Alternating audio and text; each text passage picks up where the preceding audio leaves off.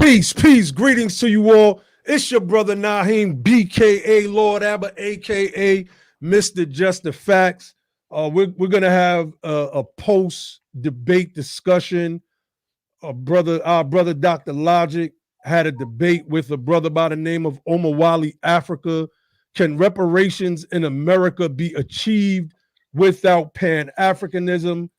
The brother, I didn't hear the brother come on and give any points. The Omawali Africa guy, I didn't hear him give one iota of answer to that question. He never gave an example. He skirted around the question every single time he was asked it with nothing but verbose, just a whole bunch of words, but nothing meaningful at all. So shout out to everybody that's in the chat. We're about to have this discussion. I got Sister Cynthia on with me. Sis, go in, sis. What was your takeaways from the debate? And let's get it in. Peace, family. Peace for doing this. I already DM'd you. Was like, you already know what I'm about to ask you to do, right? Oh yeah. Oh my goodness, yes, because it's so much. It's so much. And I'm sad that I did not take notes. So I'm just gonna go off of the top of the dome, what I heard or what I did not hear. Okay. So first, the topic was, can Pan-Africanism, help to achieve reparations or, something to that effect, right? I'm paraphrasing. Mm-hmm. And the person, Brother Alawami, who was supposed to really answer this particular question, in my observation, did not. It was a lot of straw manning. It was a lot of false dichotomies, and it was a lot. He started his whole argument with ad hominem attacks. That's right. The first go getter. So the thing about it is, it's like when you're doing and I encourage everybody, please study logical fallacies, because oftentimes, if you can really study logical fallacies, that will definitely help you, be able to dissect people's arguments and when they're being disingenuous or when they're just downright lying. That's right. Okay. So it's important for you to really, I would say that any person that subscribes themselves to critical thinking, please study logical fallacies. That's right. Now going back to Brother Alawami, I'm gonna call him brother, you know what I'm saying? Because, just because I may not necessarily agree with you doesn't necessarily mean that I will not call you family, right? Indeed. Sure. So, Brother Alawami. So first off, he had his three premises, right?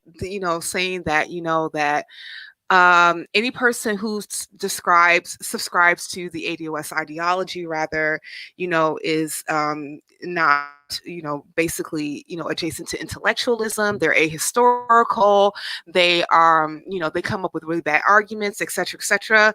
We got the xenophobic argument, titled, but one of the things that I really did see, it more so than actually answering this whole question about, if Pan-Africanism is viable in order to achieve reparations, is more so calling, those who come with, arguments about being very specific about our justice claim, more so an argument against Yvette Carnell. And I'm like, why in the entire friggin' fraggin' frugal are you bringing up Yvette Carnell? You are not. Let me say, sis, yeah. It was so corny and disingenuous what this brother did, right? Mm-hmm. The picture with me and the baby carrier, yes. What did you? He didn't come to debate.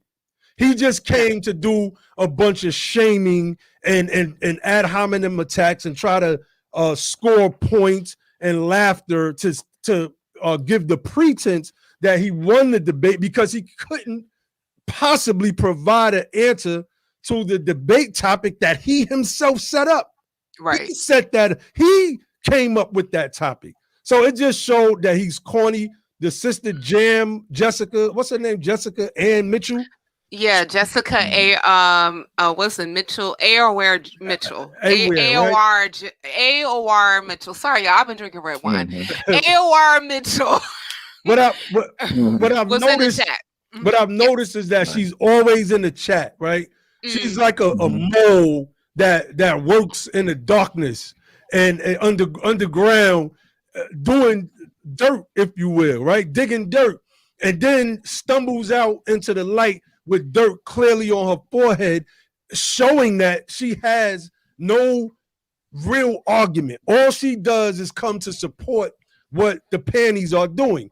After the HR 40 hearing, they were on Clubhouse, and she was one of the main ones in the Clubhouse group taking shots at ADOS and he vetting them for not being there. That's not my fight, but clearly she showed that the purpose of that hearing was to show that we are going to practice cronyism. They were discombobulated.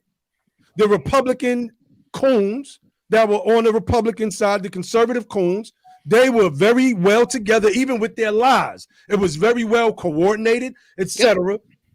The panties were all over the place, right? So now, because they was asking for part 2, so now I'm officially calling the sister Jam Jessica Ann Mitchell, if that's her name, Jam Iwar Yar, or however you pronounce it, out to a debate. AOR. She's put in the chat telling me to get these nuts. Like, what? What is that? You Wait, what? Yeah, that's what she was putting in the chat. Like, debate these nuts. Like, really? This is that's the depth of your intellectualism. So, you know, these people are corny and they don't really have no real position. That's why this brother never answered the question. He never provided the blueprint. Never. I put a question up. Go ahead, brother Ali. Peace, brother Ali. Finish your point.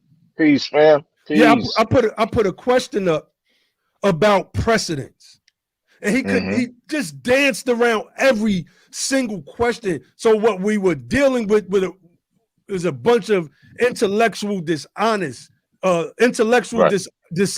I've noticed that with Cam Howard. I've noticed that with Ron Daniels. I've noticed that with the Jam IR, whatever you pronounce her name. I've noticed that AUR. I've noticed that with these people, that they are intellectually dishonest. They don't care about the facts. They don't care about the truth. They have an agenda, and a portion of that agenda is to build up this thing, right? Just hear me out. They want to build up this thing called New Africa, where they want to take southern states, the former slave states, have them redesignated by the name New Africa, number one, in America, skirting around the fact of our freedom fighters that Brother Logic was just breaking down in that debate, skirting around that fact. We're going to call this New Africa. Then you want to take reparations and make it a broad, sweeping measure from the United States of America to go to all other Pan-African countries. What about CARICOM? Right. Yeah, go ahead, Brother Ali. And so what to the point that he brought up, because he was reading from something, I don't know who put it together, whether it was NARC and Cobra or both, where it's talking about the descendants of slaves are the people who should be the recipients of reparations for chattel slavery. So this is what he was reading as a rebuttal to the point that I made, which was a point that I was making in response to some of the commentary of the previous debate. It wasn't just a general comment. It was actually in response to something that somebody said in the previous debate. So without that proper context, people listening won't even know what I was saying. They think it was just a random comment that I'm making about Pan-Africans or just about NARCA and Cobra, even though on many occasions we've had many back and forth exchanges with members of Cobra where they are expressing that they want all Black people to be paid reparations for chattel slavery and Jim Crowism because Black immigrants came here during the time of Jim Crow. So the thing what he was doing was being disingenuous and not providing the actual context of why I was saying what I was saying in the clip that he played of me, talking about they want to make reparations this thing to pay the diaspora, because that's really what they were saying, Right. in essence. And so that's the actual proper context. I just wanted to clear that part up. Facts, brother Ali. And and he never brought that up. I mean, Cam Howard is like the co-chair, like the male co-chair of Incobra, and he is very much so a face of Incobra, and also the positionality that Incobra has specifically when it comes to reparations in the United States. Now, he has said on a very recent stream that he has now regulated reparations in a 3-tier process. One, and this is fairly new, is to those who come from slavery in America. So that's one. Second one is those who were affected by Jim Crow, who were Black immigrants after the emancipation of slavery to up until 1965. And then the last tier was those who actually immigrated after 1965, who just happened to be Black. Even, and he said this himself, even if they came to America a week ago, they still should be entitled to recompense and reparations. That's what he said. So this Alawami, Brother Alawami, who actually read that particular portion, I don't know if he was reading from a statement that somebody else from him. Yeah, he did. He read a statement from another member who was a leader in Cobra, concerning about who reparations is for. But the thing about it is that, my brother, please update your sources. Okay, for the simple fact of the matter is that the male co-chair now is not espousing that particular rhetoric. And also speaking of, please update your resources, he kept quoting Dr. Darity from a paper that he had in 2002. Yes. He's dishonest. Totally disingenuous, totally dishonest. And I said, listen, as a person of who I am from personal experience, that your ideas change as you grow and get new information. Why have you not quoted his position now? Why haven't you put up any tweets from him now? Why didn't you even quote things from something from Here to Equality? Disingenuous. Completely. I mean, I saw this particular debate on from Brother Alawame as straw man after straw man after straw man after straw man. Absolutely. All these particular assertions that he was saying that either people who actually espouse to our particular ideology or Brother Logic himself hold these positions that they do not hold. And and the crazy thing about it is that people in that were double down and triple downing on this bad argument rhetoric, saying that, especially with this whole thing about begging white supremacy or white people to give us a check. The fuck? Right. I was like, Sister Cynthia, can I say something to that? Yeah, please. Hi, Brother Josh. It's great to hear your voice. Peace, family. Yeah, see, he had to do all that because he agreed to a debate in a topic that he had no chance of winning. So when you have no chance of winning because you're dead on arrival to the topic, you got to go into all kind of other things.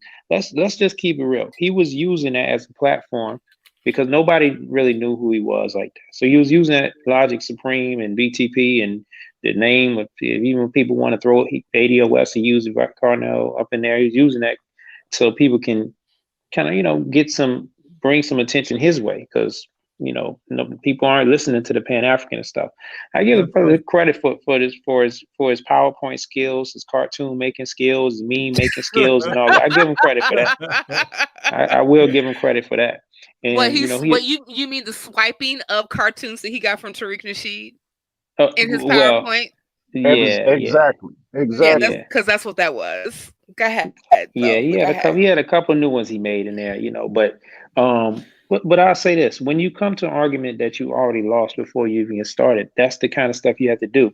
And so when he, one of the questions I had put in the chat, I asked him, and he dodged the answer. I said, can you Can you show me an example? Can you think of an example? Or do you know of any examples of times where reparations have been achieved without Pan-Africanism?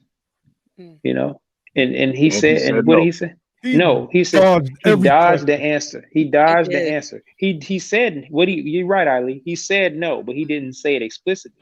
He said yes. I can't show you any time where reparations has been achieved without power. See, I didn't ask you about power. I asked you about Pan-Africanism That's right. Thank you, Right. brother. and building on power. So here's his argument. Y'all essentially, by trying to do American politics, are begging white people to try to give you reparations in America. Right. And so instead of you begging white people, let's go over here and beg African countries to try to beg white people to give you reparations. But we Right. already know that's not going to work. So don't even worry about doing none of that. We just need to figure out how we can do international business with the continent of Africa. That's really what he's saying. He's saying give up on reparations, give up on American politics, and Hmm. just focus Mhm. on trying to make good relations with these African countries so we can, try to do for self in the absence of wealth by trying to attach ourselves to some kind of whatever kind of way we can try to But Brother Josh, inch our way up to some wealth with some but international business relationships. But Brother Josh, he already admitted towards the end of the debate of the positionality of Black Americans. He admitted to our poverty. He admitted our lack basically in America and why, it's important to organize. He said that. So this again, coming after us from being specific concerning reparations, and he even admitted that part and parcel of the conversation about reparations was because of our position in America and how it correlates to our the stolen wealth and all these other things that actually affect us as a group today. But the crazy thing about it is that he even mocked our arguments for using data to corroborate why reparations is necessary. Did you hear that? Oh yeah. He Oh did. yeah. He totally mocked using data. I'm like, yes, like what in the hell else does any particular entity listen to besides data when it comes to if they're going to make a decision on doing anything? Seriously. Hmm. Well, Like the if reason you why he mocks it is because he's saying they're not going to give it to you anyway. So that Mhm. essentially it's defeatism. He's saying he's trying to act like he's a reparationist and but he's like basically we need to do Pan-Africanism. So what that equates to is giving up on reparations. right. He's And Right. he's saying give up on it because they're not going to give it to you. and So now let me ask you this: okay, go ahead. if he believes basically that they're not going to give it to us, so we should give up on that. Doesn't jive with what? So is he in alignment? Is in Cobra and Dr. Carr and people in Cobra and NARG, are they in alignment with that ideology? Because I mean they're the ones that got the bill in Congress now. Because Right. if that's really representative of their positions, I don't know why you even have a bill in Congress. If that's Right. Thank you. representative of their positions, then we need to have some more questions about their intentions. Right. Why are we even advocating for this stuff in the first place? If that is your position, Oh yeah. and that, and especially because I noticed that this is a constant argument with people who happen to subscribe to this Pan-African ideology, and that's what the hell it is. It's not necessarily just an objective. You have to That's start right. with an idea to actually get to an objective, Brother Thank you, sis. Alawami. Please, come on now, I stop want to it. Thank I want to bring up the graph, the chart rather, that Logic was showing. I want the family to see this because this was an important point that was missed with all of that brother Omawali, whatever his name is fluster, right? Ethiopia, South Sudan, Uganda, Tanzania, Somalia, Mozambique, all of these countries. Because let me pull this comment up. We Looks got like they Pan-American to me. B Man 120 says the fact that we are 15% of the population and we don't control not one state from top to bottom is a problem. New Africa is a dope concept. No, it's not a dope concept. It's a silly concept because you, number one, you don't understand American politics, first and foremost. And Brother Logic said it correctly. You don't understand international politics. You don't understand how the geopolitical game works, and you don't understand how domestic policy works. So how is it that you're going to pay, right, or do Pan-Africanism? The Republic of Congo, Benin, Haiti, Malawi, Mali, Liberia, all of these African countries are receiving, Chad, Madagascar, Central Africa Republic, Rwanda, Niger, all of these people are receiving money from the United States of America. Some liar was in the chat talking about these are loans. No, this is aid. This is how much foreign aid the world receives from the United States of America. So this isn't, how are you going to build something, create a ideology that's supposed to connect us in America, dissing us for being American, which is what they are, when the countries that you are supposed to be connected with at the hip, supposedly, are getting their money from the United States of America. This makes absolutely no sense at all. So let me remove this. We got somebody on the stage, but let me let Cynthia go in first and share her screen. Go ahead, sis. And then we'll bring Bo on. Thank you. I appreciate that. Okay, so one of the things that was not discussed, especially when it talks about, Pan-Africanism achieving any policy that actually exacted equality or even equity to Black Americans. Like, okay, so this is a conglomerate or a collection of reparations payments that were made in the United States by the federal government, states, cities, religious institutions, colleges, and universities and corporations. Okay. So this is actually a record between 1783 all the way up to 2020. And I'm just going to highlight a few things. So the first one was Belinda Sutton, was a modern day was born in modern day Ghana in 1713, was sold into slavery as a child to Isaac Royal in Massachusetts. After 50 years of enslavement, she was made a freed woman. And when Royal fled to Nova Scotia, Sutton petitioned the Commonwealth of Massachusetts for a pension. In 1783, she was awarded a pension of 15 pounds, 12 shillings to be paid from the estate of Isaac Royal. Okay. I would just like to mention that was not achieved by Pan-Africanism. Okay. Further on, let's talk about 1865. On January 12th, in the midst of the Civil War, General William Tecumseh Sherman and the U.S. Secretary of War, Edwin M. Stanton, met with 20 Black leaders in Savannah, Georgia.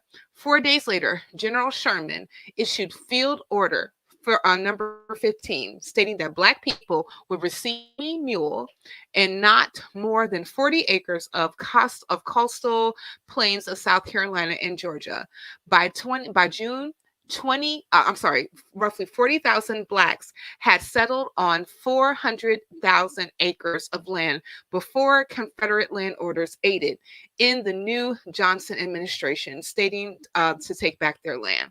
Even before Johnson got involved, I just like to say that particular order was not because of Pan-Africanism.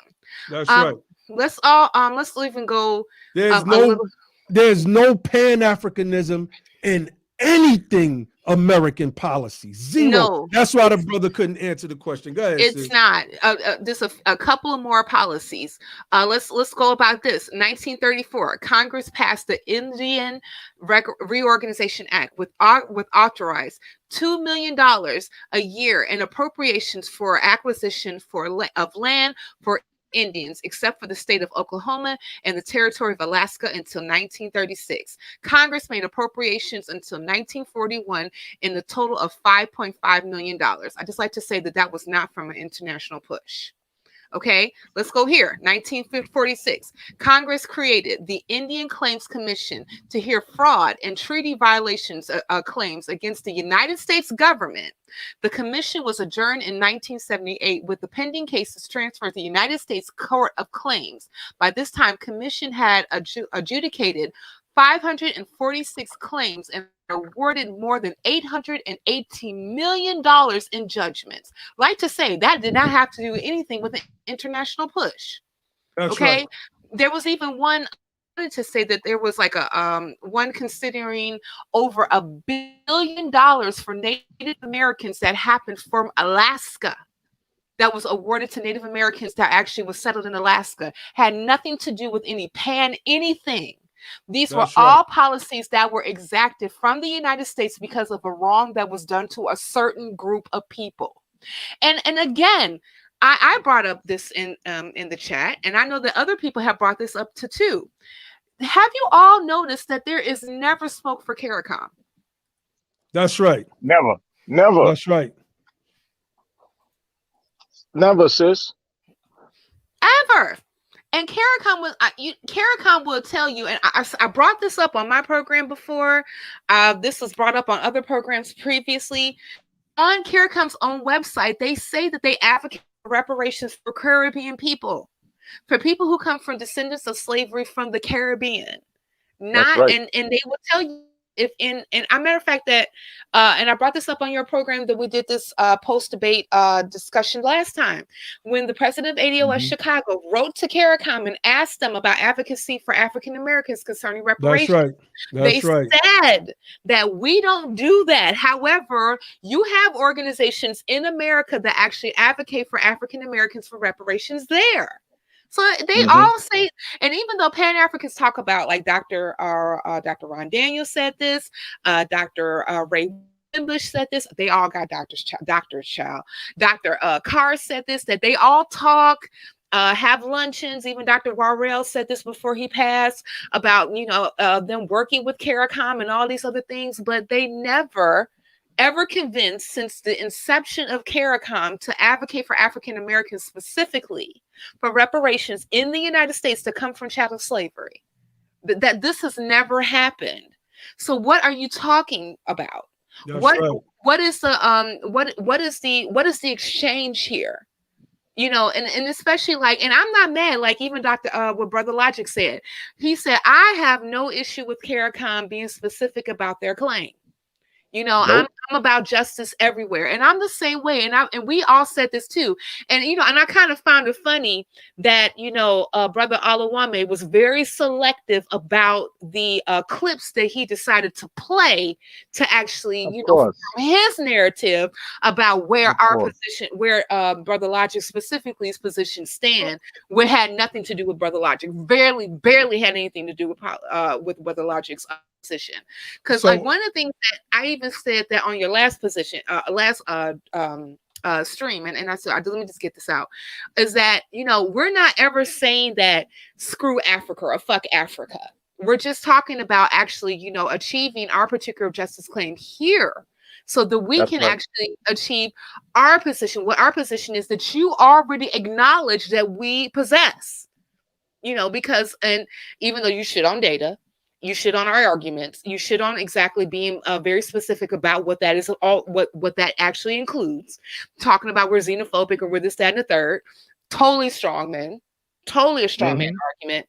And and especially in not getting on how no precedent has been actually achieved from Pan-Africanism ideology or even objectivism that actually exacted any type of policy that was going to assist African Americans that descend from chattel slavery. Yeah, and sis, I'm sorry. That was my point throughout that chat. I'm like, yeah, let's get to the question. Let's get to the question of the debate. Like, why can't we deal with that? And where's the precedence, man? Like, we could talk all of this stuff. You can take take shots at BTP. You could take shots at Tone and Yvette. You could take shots at Dr. Darity. But ultimately, the question has to be answered. He asked the question, can reparations for chattel slavery be achieved in the United States without Pan-Africanism? Can it be done? And I kept saying the answer is obviously yes. Of course it can be done. Of course it can be done. He's in no position to say that it can't be done without Pan-Africanism. You just laid out, Cynthia, a number of cases to show the sovereignty of the United States being exercised. This is what we're talking about. You're talking about a sovereign, independent nation that is not beholden to any other country. It's not beholden to the United Nations. There's no country on the continent of Africa that has ever forced the United States to do a damn thing, particularly for Black Americans. That's the thing I would have stuck him on. And let's talk about this. Show me when Pan-Africanism, show me when any African nation, any African leader has ever influenced the United States to do legislation specifically on behalf of Black Americans, ever. That's ever. right. When has that happened? What precedents are you basing this nonsense on? You know, not only that. Wait, hold on, Josh. Go ahead. I want you to come in, Josh. Then after you, Josh, we're gonna bring Brother Bo on. But when I look at people like that, and I think about how he took our clips and played them out of context, made the stupid little pictures, et cetera, you could never call for unity. Because I can't work with somebody like that. Somebody that's a liar and disingenuous. This is the type of guy, if you watch the movie 300, that would take the gold from Xerxes' army and go against his own countrymen, because he feel that it's not gonna, the country is not gonna win anyway, right? So, and the Sister Jam is like that, who I'm calling out to a debate. But she's a coward. I know that she's not going to do it because she knows that she's going to get washed up in a debate. It's easy when you have like one way talking, but when you hear two sides of an argument like was done tonight, then you get to clearly differentiate who's serious and who's not. And the brother Omar Wale just presented articulated BS. He never, ever presented anything substantial to back up his claims. Nothing. His whole first presentation was about dissing Yvette Carnell and the ADOS cult. That was it. Like, this is it. This is what you, so they have nothing. And it goes to show that these people are in no position to lead anything insofar as the reparations movement is concerned. Go ahead, Brother Josh. Yeah, I was just gonna say, again, that's what they were using. So they were using, when I say those people who were mad at Yvette Carnell, they were mad at, more recently BTP, really just because we answered the call when he was talking about you want smoke, and we said, okay, well, we got the smoke, So that was what that whole thing was about. Because he didn't focus on reparations at all. He didn't really spend any time talking about reparations. No, and you can't, because there's no precedent of Pan-Africanism getting reparations, victory. Nah. And let me say this, Ali, just to kind of go back to what you were saying. See, he might have, if he, let's say he was on this program right now, he might push back and say something like, well, obviously, because we were saying that he's dead on arrival. Can Pan-Africanism, can we get reparations without Pan-Africanism? And it's already been done. Reparations for Japanese Americans, internment victims, right? Reparations for people who are the Guam residents. Obama just did that, I want to say in 2016. Right. Reparations for the 9/11 the 9/11 victims, right? Reparations for Jewish Holocaust descendants. Right. Obama put some more money on top of what France sent over, right? Sure did.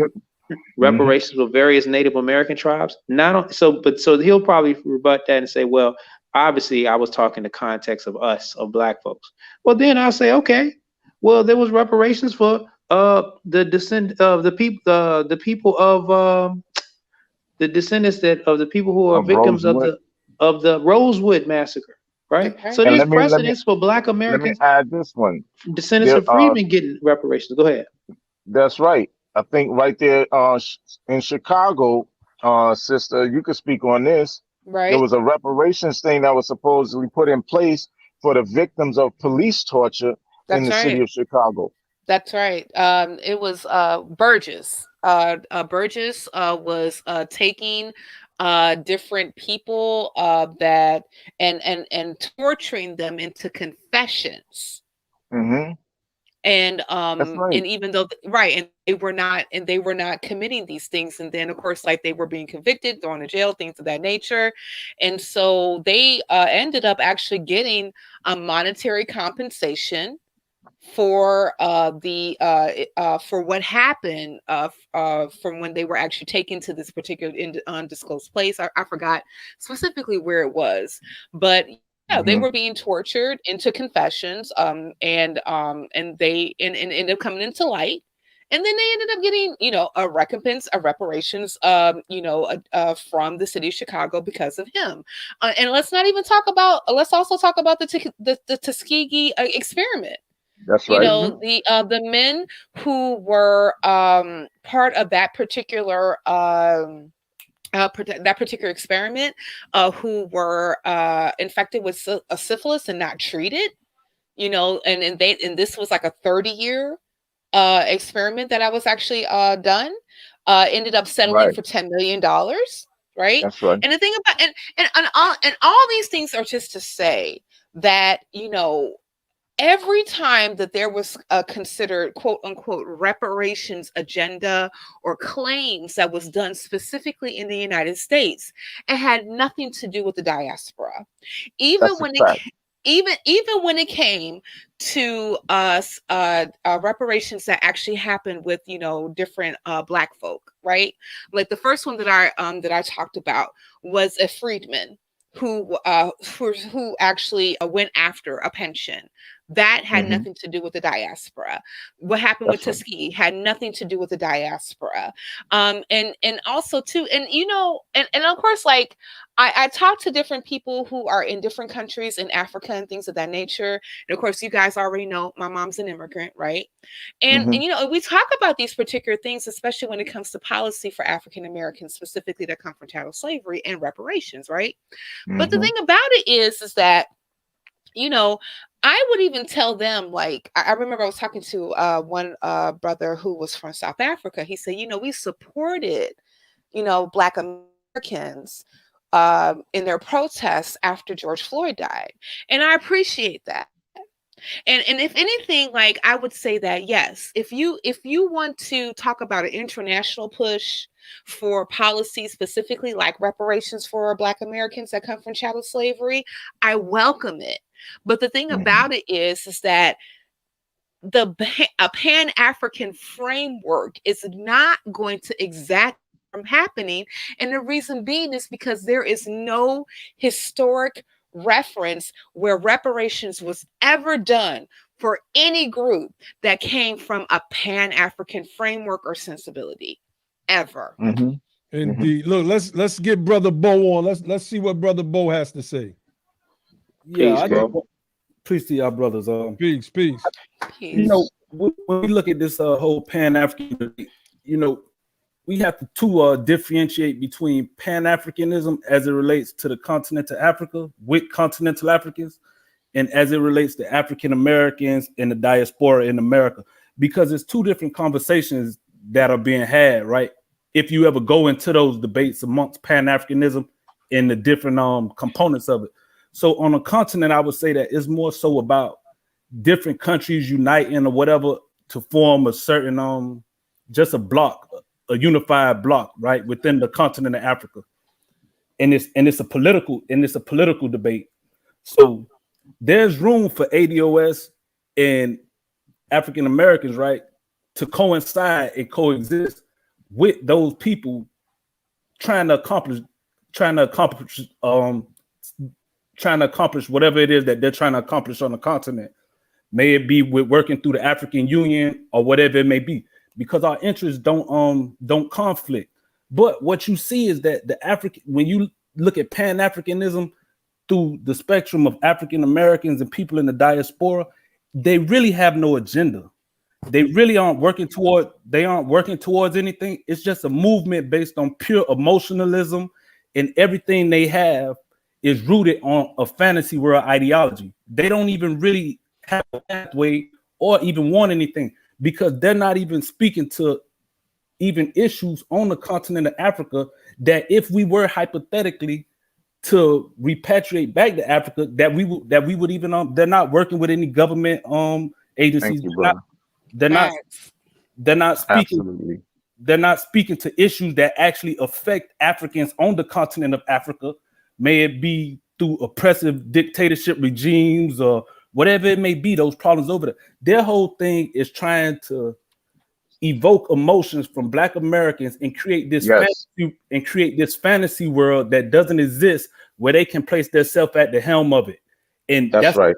And that's what they call unity, a bunch of blind followers just in their emotions. That's why when you go into debate with these people, like the sister said, the brother laughed at the fact that Logic brought up data. It's because none of their arguments are centered in data. They're against data. They're against data. They just want emotion. They just want to appeal to emotions, and that's why all their arguments is centered in ad hominems and just emotional rants. That's right. Facts. It's called shock value, right? That's why he put the pictures up, because he figured that if he could just get people laughing at his jokes, then there's no need to necessarily focus on the topic at hand. And brother, you hit on so many points, and what you said in a nutshell is these people have nothing.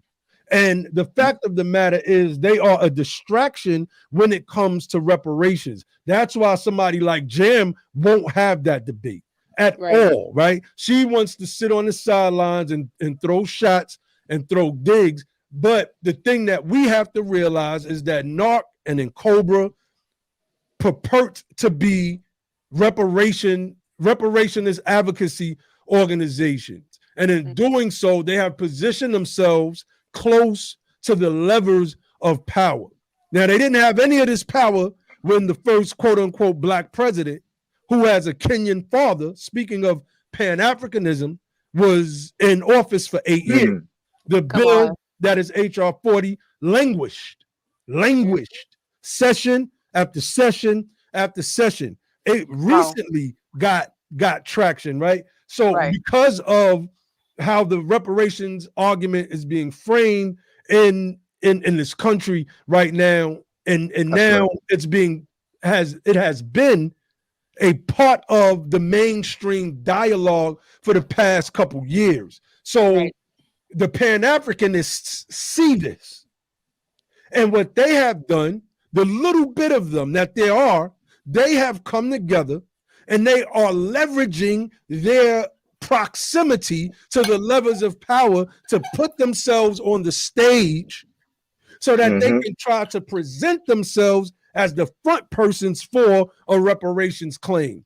But we're saying that is not going to happen. We are becoming louder and louder and louder. Again, shout out to Brother Logic for going up in there and making the case, because that's exactly what he did. The Brother Logic ain't have to say a word. Only thing he had to do was let that other guy talk, just to prove the point that he had nothing. He had no argument. He had, just like the Pan-Africanists in and of themselves, they have nothing to contribute to the conversation. Can I say this? Real quick, let me say this one thing. Go ahead. Right? Yeah. They brought up Audley Moore, Queen Mother Audley Moore, right?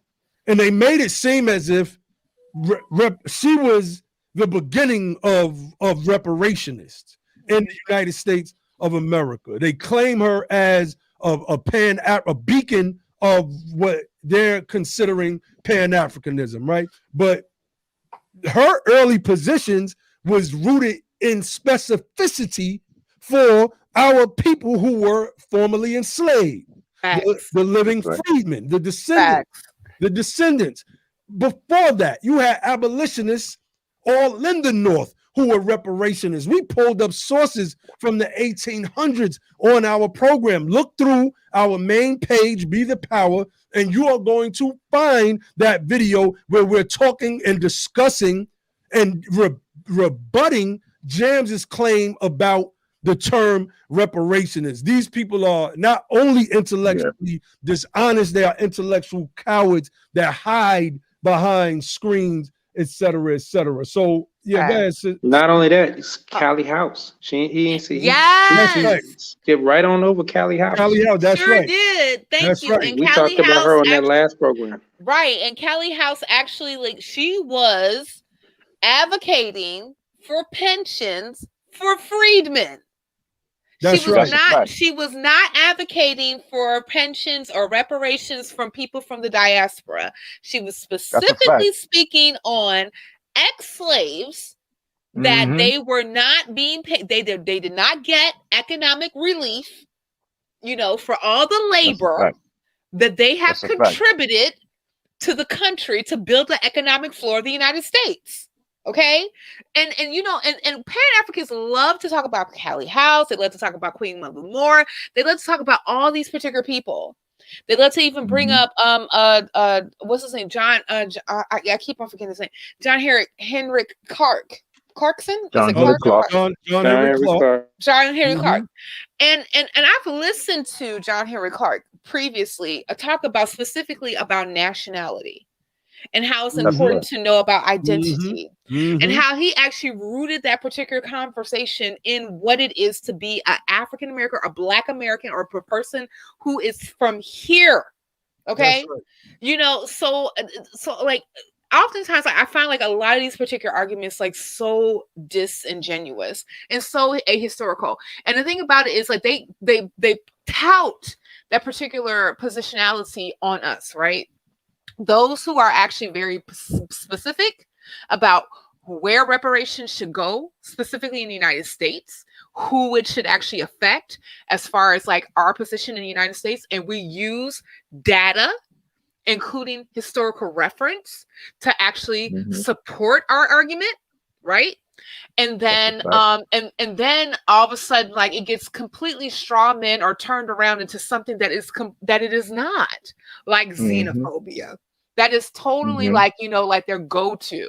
And like you mentioned previously, Queen Mother Moore, you know, I listened to her on one of her last interviews that she did in the, I want to say like in the mid 80s, like the mid to late 80s, when she was talking about, you know, her position and all the work that she has done. And, you know, when she was talking about the push specifically for reparations, she was very specific about who she was talking about. She was talking about, she was not talking about everybody in the diaspora, even though she supported Pan-Africanism. She even told people like, yes, you know, get your, you know, choose an African name. And I mean, like, if you want to call yourself Alawami or Adebobo or whatever the hell you want to call yourself, child, fine. You know, I have no problem with that. But the thing about it is that our thing is never about how you want to identify, what you want to call yourself, etc., etc., etc. We're only speaking specifically about who in the United States qualifies for what reparations is. That's it. That's it. I don't understand. I really don't understand where. And okay. Let me dial back. I was going to say, like, I don't really understand where these arguments are coming from, but yes, I do. I mean, like, I understand that, you know, other people, I will not name names, have actually created talking points and also, you know, different positions that we don't necessarily hold. And I would also say that thus us that's actually pushing for reparations for those who come from U.S. chattel slavery, don't necessarily espouse some of these other, you know, arguments that have been, you know, put on us, right? And and also, unfortunately, because of some of the things that have been said by other people who happen to have more subscribers, that, you know, that has regulated to all of us holding this particular position, right? Being xenophobic, always blaming immigrants for everything that's wrong with us, et cetera, et cetera, et cetera, instead of actually going after the institutions that caused this particular position that we're in the first place, right? So I get that. But at the same time, if we actually go to the crux of the argument, right? What goes to the what we're actually advocating for as far as like specificity, I don't understand where the argument is. I don't understand why that there's an issue with that. And Well, especially when you don't necessarily have smoke for other organizations, and also when we have precedent, specifically in the United States, where reparations was very, very, very specific. that's right. That's right. Look, let's we got Just Me on the stage. He's a Pan-African that was in the audience. Just Me, unmute your mic and come in.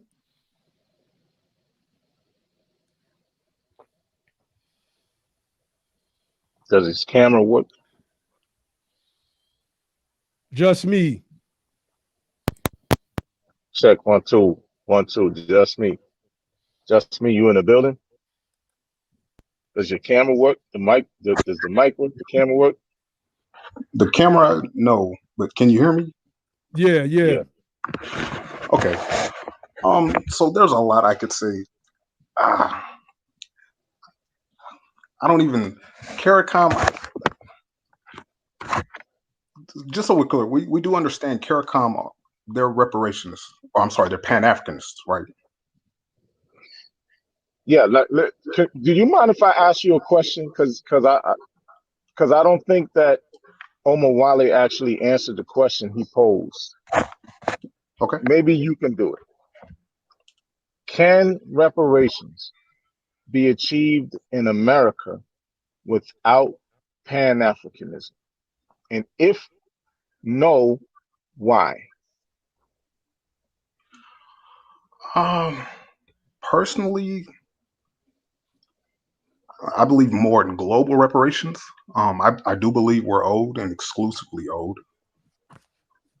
Now, so let's say this, even if the answer is no, why does that make Pan-Africanism such an enemy? No, well, we're not saying it's an enemy. The thing that I really wanted him to answer, because this was a question that he raised, and it's an important question, particularly for those of the Pan-Africanist ideology. It's an important question that they actually understand the answer to. The bad part is that he went through his whole slideshow and never even attempted to answer his own question. Because understand, Right. that was a question that he asked. That's not a question that Logic asked. So the question being, can reparations be achieved in America or the United States without Pan-Africanism? The answer is emphatically yes. Now, the reason that we know that is yes is because we can provide examples of precedents, right? The problem with Omar Wale's position is he believes that it can't be done, but he has no precedent to back up what he's saying. We have precedents. We can show you federal, state, and local initiatives of reparations being done without Pan-Africanism, right? And mind you, this was a broad question. Even if he wants to try to provide context after the facts and say, well, I was talking about African Americans strictly, and I was particularly talking about the institution of slavery. He didn't say that, right? He asked a very broad, vague question. And my answer to that would have been yes, and I would have stuck him right there. That's me. Now, if it was me, I would have stuck him to that particular question that he asked. Like, you don't have to talk about Yvette.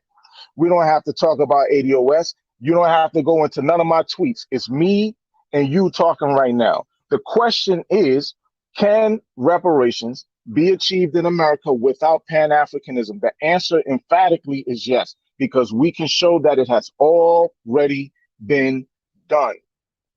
So the problem now becomes a problem with the Pan-Africanists and those who have that kind of ideology, who think that we must depend on that. One of the things that Brother Logic was trying to show to him, which he was laughing at, and the Pan-Africanists in the chat were laughing at, but the very real point that he was trying to show to them was that the 200,000 Black soldiers that fought in the Civil War, they didn't wait for Pan-Africanism to do that.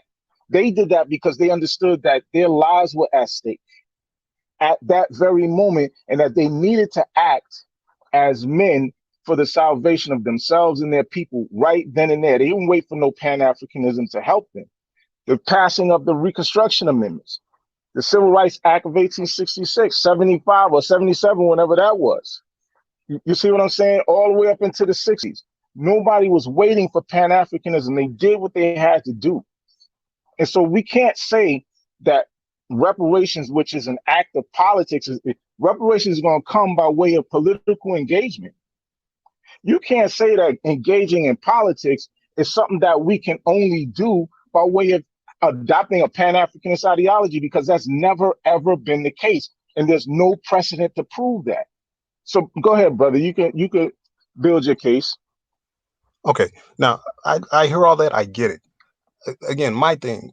So I think in a lot of ways, his response was a long time coming. And I'll say this past week, y'all have done the most. I'm not gonna lie, you've done a lot, but it's been at least 2 years now. Done a lot. Wait, hold on. Done a lot like what? Before you continue. I told you in the chat, we're panties. Like I was proud of y'all to even reach out and have that debate. Well, I mean, we just say panty because it's short for Pan-Africanism or Pan-Africanist. Panty. Okay, I get the joke. Okay, so I mean, but doing the most is what though? Like besides the word panty, which is a nickname for Pan-Africanism, like the most how? One of y'all, I told you, one of y'all had the clip, some movie. I don't even know what movie it was. Okay, from Black Panther. Yep. Brother Logic posted that up. Okay, things like that. I was proud of y'all for even reaching out and having. Okay, wait, hold on. I want to address that. Because it was, you don't have to explain. It's not something to explain. No. If you're gonna say we're doing the most, and then you make it seem like we were just on the attack. And what we were showing was that in America, you have to do American politics. And people that are not in line with American politics are basically distractions. And that's the way I viewed that clip. So it wasn't about doing the most. It was showing like this is how we are representing this thing. And this is how we have to represent it. We got to put the Pan-Africanists in a headlock. Real quick, Brother Bahi said Pan-Africanism is not an enemy. It's just that it has never delivered tangible benefits for Black Americans. Now, maybe in its original inception, yeah, but we just witnessed enemies tonight. We just witnessed people that have no argument at all put up cartoons of myself and a baby carrier, right? Put up images of somebody that we don't even rock with in Yvette Carnell, said a whole bunch of nonsense, played clips out of context, and provided his own narrative, his own commentary to the things that we were saying without speaking to what was said before or after those, because that sounds like an enemy to me. So for me personally, that's where I'm drawing the line at. That Pan-Africanism is an enemy to the descendants of freedmen in the United States of America. So he's seeing y'all as an extension of Yvette Carnell, even though you may not be associated. We're not. I get it. We're not. Even though you're not associated with her anymore. A lot of the framework and ideology that you do have is due to her. I'm sure you would at least admit that, right? Wait, hold on. You don't obviously don't know me. I've been doing this for years. Be the Power. Okay. Be the Power has been a concept since 2014. For years, have you had this exact same position on Pan-Africanism? Because I wasn't hearing this until Yvette did her video. And I'm trying to understand why you all, after separating from her, okay, let me answer your question. Let me answer your question. I come from out of the Moorish movement, the Moorish Science Temple of America. I have always been teaching about our Americanism from at least 2012. I got videos up on this channel called We Were Citizens from Day One. I got videos up on my IG page talking about our Americanism. So we are not an extension of Yvette Carnell. We've been doing this. Y'all come to this argument ignorantly. Y'all don't know what y'all talking about. And let me Period. say this: one of the points of the teachings of Drew Ali is that when you are a part of the Moorish movement, he makes it a point to say this is not a back to Africa movement or That's anything right. like that. That's right. And he always made the point to make a distinction between what he was trying to do in terms of his Americanism versus some back to Africa Pan-Africanist kind of thing. So when you go back and research that particular point about the Moorish movement, what you're going to find is that that's actually the case. A lot of people used to get on the Moors because the Moors would fly the Moroccan flag and the United States flag. A lot of That's right. Pan-Africanists and Black Panther, the people from the new Black Panther Party, people from the That's Nation right. of Islam, 5% Nation of Gods and Earth would get on Moorish Americans for carrying the Wait, American flag. That's Ali, something, go ahead, brother. Ali, who was debating Pan-Africanism since at least 2010? Lord Abba. Lord Abba. Lord I've Abba. been debating That's a fact. Pan-Africanism. So y'all, Okay, now I wasn't aware of that. So okay, but Better now at least you Oh, know. well, I tell you this, that brother Asa Imhotep is aware of that. That's right. The brother Sanjetti is aware of that. That's right. Sarnetta's aware of that. These guys know. Trust me, them guys know exactly where this particular brother came from. And so just to the other point, Logic, let me just make this clear for people who think that how this thing went down. Logic didn't reach out to Omar Wale. No, None I of know us knew who Omar Wale was. Right. Nobody reached out to him for a debate That's or right. any of that stuff. We were I talking, know that. everything that we were talking about was directed towards Greg Carr based on something that Greg Carr said on Roland Martin's show. It had nothing Right. to do with Omar Wale. So I just want that to be clear. Nobody reached out and accepted anything from him. Can I Okay, can I also speak real quick on that whole thing about Yvette Carnell and this whole conversation? Now, I can't, and of course, like the brothers have made like a perfectly a great foundational argument about what they've been doing as far as like teaching about Black Americans, African Americans, and how they were part of this political discourse before even knowing who Yvette Carnell was. Now I know for me personally that one of the political people that I did listen to before we kind of like went off on our own was Yvette Carnell, and I will give her and and Antonio Moore credit as far as like being able to kind of shape the conversation about American descendants of chattel slavery. Okay. And what that meant as far as like, positionality, data, and, talking points of this, that, and the third. So I'll give them that. But, political education actually comes beyond that. Like it has to be to the point where people would take those particular talking points and actually do their due diligence per se, and making sure that they are being able to garniture such talking points so that they can be learned in certain things in order for them to be able to talk to other people.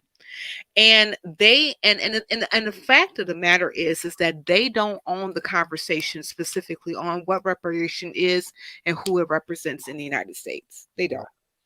And and especially even they had to learn from other people, and they use other data from other people, and they use other resources for other people, right?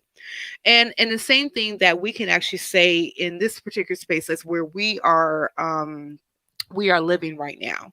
Like I come to the point where like I have garnered information from different sources in order for me to come up to a conclusion of like, this is what I need to advocate for. And I can credit a lot of different people for actually getting me to this particular point. They're one of them, right?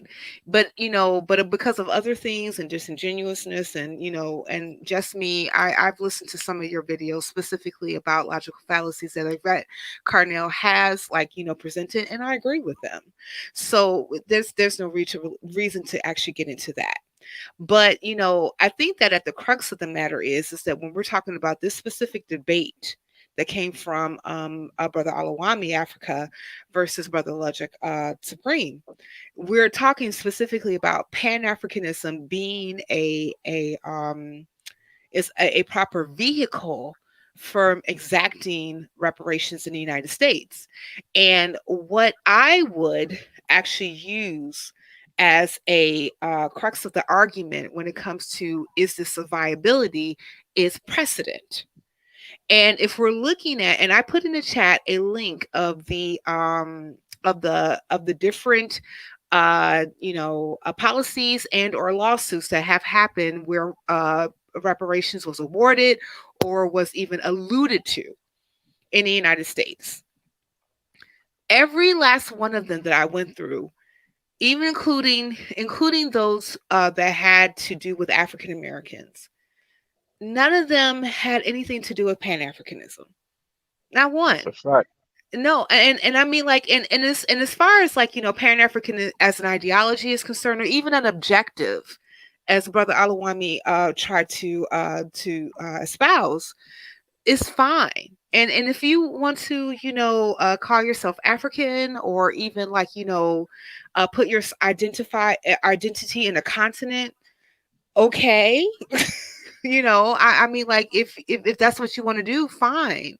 But at the same time, like, we're talking specifically about policy that could possibly happen here in the United States. Let's let Sister Just Cynthia, Me. let me. All right, go ahead, Josh, because I wanted Just Me to respond to that. Yes, Go yes, ahead, yes. Josh. Go ahead, I Josh. just want to say this first, and then Brother Just Me, I want you to come in. But I wanted to say this. To me, it sounded like that dude was not a reparationist. No. And the reason why I say that is because, again, he didn't spend much time talking about reparations. Right. He did not demonstrate a plan for how Pan-Africanism is supposed to help us achieve reparations. He didn't answer the question about can it be done without Pan-Africanism. But let's say this. There's a lot of African, I mean, how many countries in Africa? 54 on the continent? 54 countries, over 2,000 different tribes and over 3,000 different dialects. Right. It's one of the most diverse, because people is always looking at skin color, but Africa is the most diverse place on earth, the most diverse continent on earth, I should say that. Phenotypically, culturally, all of that kind of stuff. Now, if we look at the various leaders of those continents, those countries, we know what's the number one, when you want to talk about African leaders, what's the number one thing that you always associate with them? If you can, it's a stereotype, but it is very applicable looking at the history. It's a C word. Corruption. What is it? Somebody said corruption. Yeah. So how in the world, if we can't even get them to do things that they need to do for their own countrymen and get policy in place in their own country for their own countrymen, I don't know what we're trying to think that we're going to get them to do for people that they even owe it. They may a lot of their countries may even owe a debt too, and they, how can that make sense? No, we're dealing with corrupt leaders a lot of times, and so I don't know how that's going to work. Now, my second point. I forgot it. Damn. Go ahead, brother. Just Me. Yeah, that's Me. That's what be happening sometimes. Just Me. I would like for you to respond to what Sister Cynthia was saying about all of these different policies, many of which were in fact reparative measures, i.e. reparations, and how these measures were passed without any Pan-Africanism, without any Pan-Africanists, without their help, without their championing, et cetera, et cetera. Can you answer that question? Okay. Well, I think the brother Omar Wale, well, first let me say, I don't think that was the right question for this debate at all. He chose the question. Let's be clear. Okay. I know, but I don't think it was the right question. I don't think either side really answered. I would have more so asked, what did Pan-Africanists do for all the resentment? But that aside, he did note that Queen Mother Audley Moore did help extend our fight for reparations, just given the statute of limitations for one. Two, watching the debate last week with the brother Chad mentioning AB 3121, that was written by a Pan-Africanist. We have HR 40 in the House, again, in Cobra, Pan-Africanists. I know y'all want to edit it, but there wouldn't be a bill to edit without Pan-Africanists. Like that's my thing. I'm not saying we can't focus politically here. I'm not saying we're not old. I agree we're old. But where I get lost is it's almost like if someone said, well, you're a Moor. Moors haven't done anything, so and we have to focus politically. And now it's like Moors are a punching bag. You would wonder where did that even come from? What does that have to do? What does one have to do with the other? That makes sense. Could I respond to this question? Could I answer that? Go ahead, Brother Bo. Go ahead, Brother Bo. So I've been following Yvette from before when she was with Boyce Watkins, right? And when the reparations debate came up to his question, white people didn't attack ADOS. It wasn't nobody attacking ADOS in the early stages of the reparations argument when they began presenting it, but Pan-Africans. They were the main ones on the front line going against ADOS saying, no, you can't get reparations because we all black. You can't single yourself out and say that you're not black. So that's where the resentment started. And if you look at Yvette earlier videos when she used to criticize Africans, where like a lot of the animosity you could say come from, it was her criticizing Africans directly in response to statements they put out in opposition to ADOS, whether it be in opposition to reparations or whether it be just slick comments they were posting on Twitter about a cut to this or a cut to that. So it's not as though ADOS came out the gate with Pan-Africanism as a target. It's that ADOS came out reacting to the attacks that Pan-Africanism were having on ADOS, whether it's telling us that we not American, we African, or whatever it may have been. Brother Ali, I feel like one moment it's that they're gonna get lumped in and take our check, or the next they're trying to stop us, and they shouldn't even be the concern if we're talking about our justice claim. I don't know. I just don't get it. All right, I want to point out. All right, Sid, I want Ali to come in because we cut him off, but I just want to point out that I asked the question about addressing Sister Cynthia's points about did Pan-Africanism do anything, right? Did it do anything? Did it have any? Yeah, did it have anything to do with any of those bills? And the correct answer should have just been no. I admit that Pan-Africanism had nothing to do with that. Now, then you could come back. Hold on, brother. Then you could have came. Examples. Hold on, brother.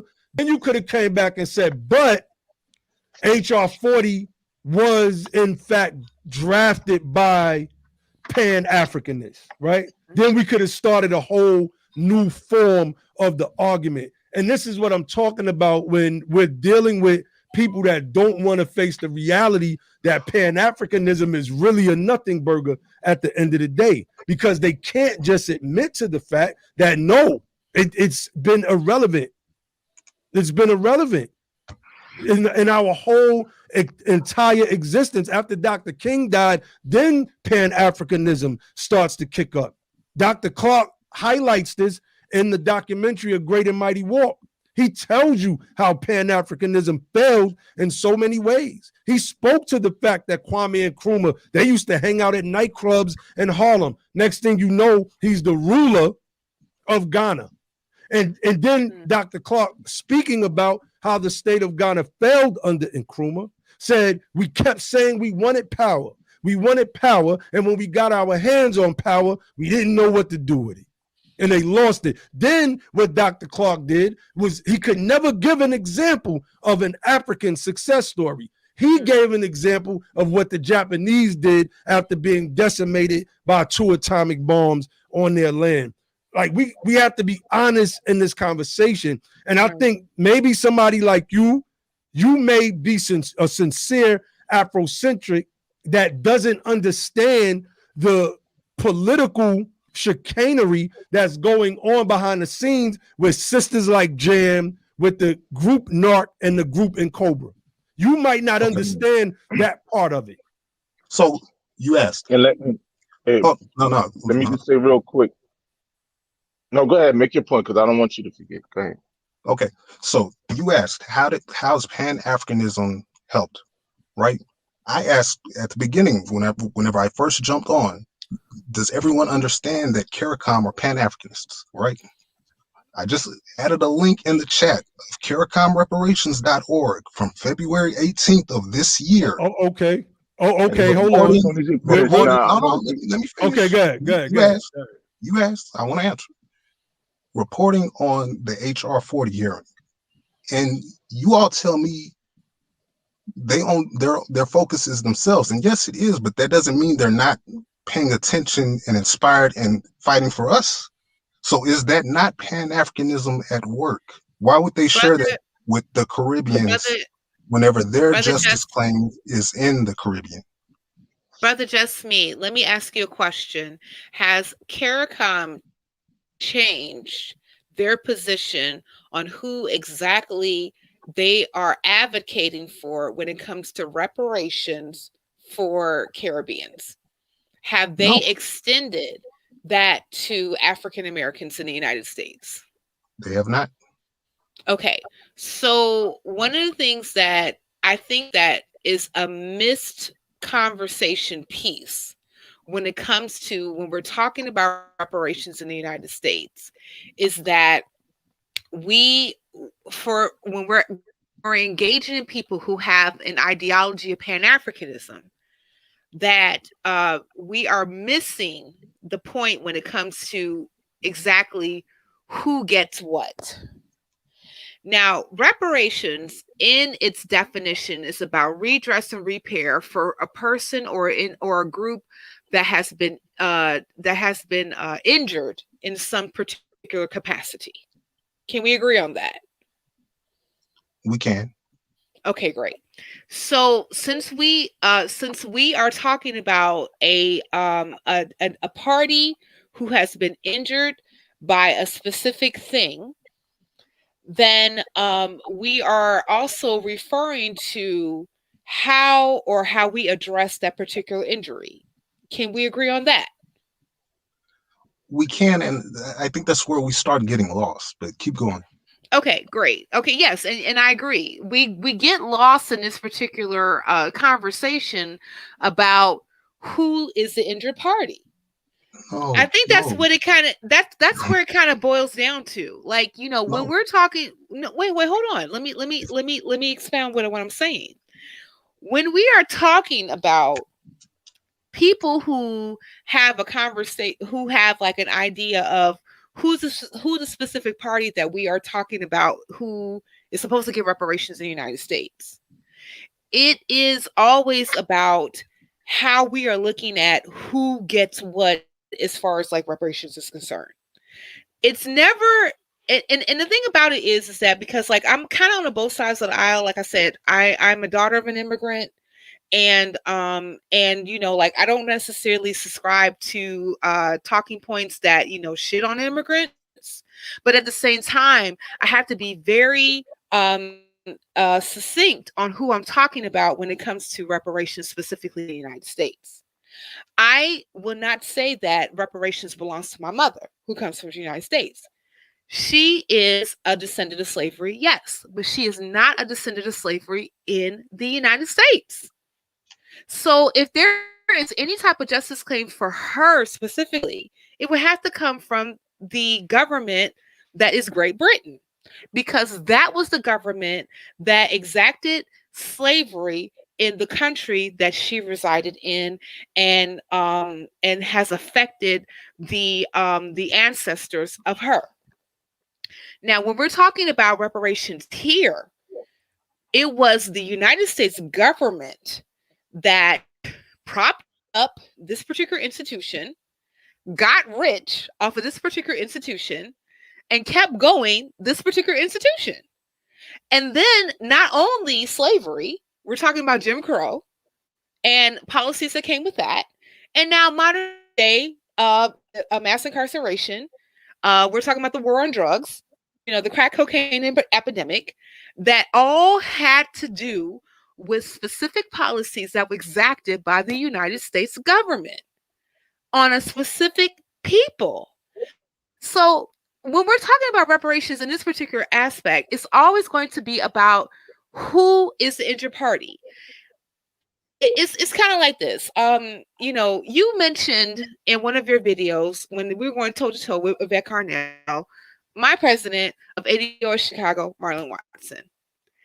Marlon Watson always brings up this particular point where we're talking about specificity when it comes to reparations. He brings up about a lawsuit. If I get hit in a car accident by a Pepsi truck, and you get hit in a car accident by a Coke truck, who would you go after in order for you to get redress for your injury?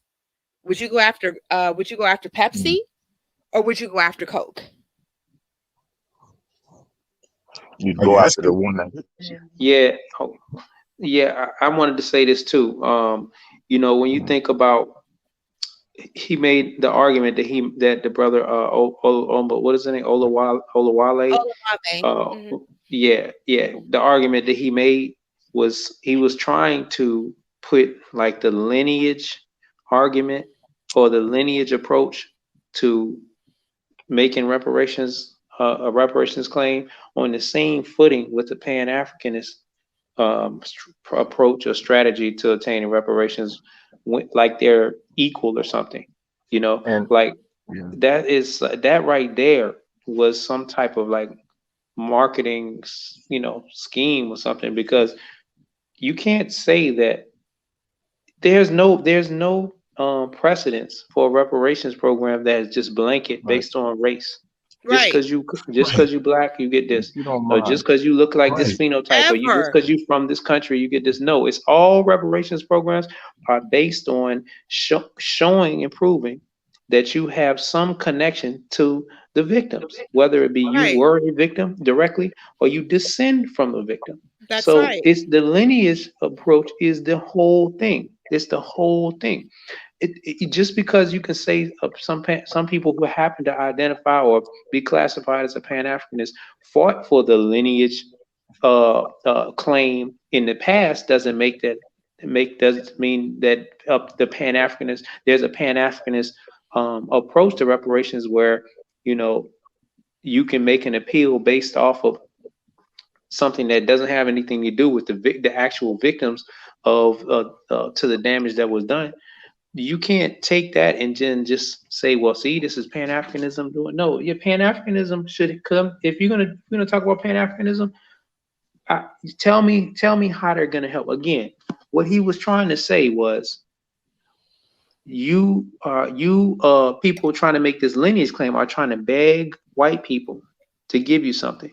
Right. So, but the alternative he was presenting was, I'm gonna see, instead of me doing that, I'm gonna go get my big brother in Africa to beg white people. But your big brother in Africa is in the headlock by white people in America. They in the wrist lock by white people in Britain. They in the ankle lock for white people in France, and they in the damn scorpion death lock from people in China.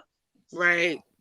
Okay, so I just want to point out, I asked, what have Pan-Africanists done?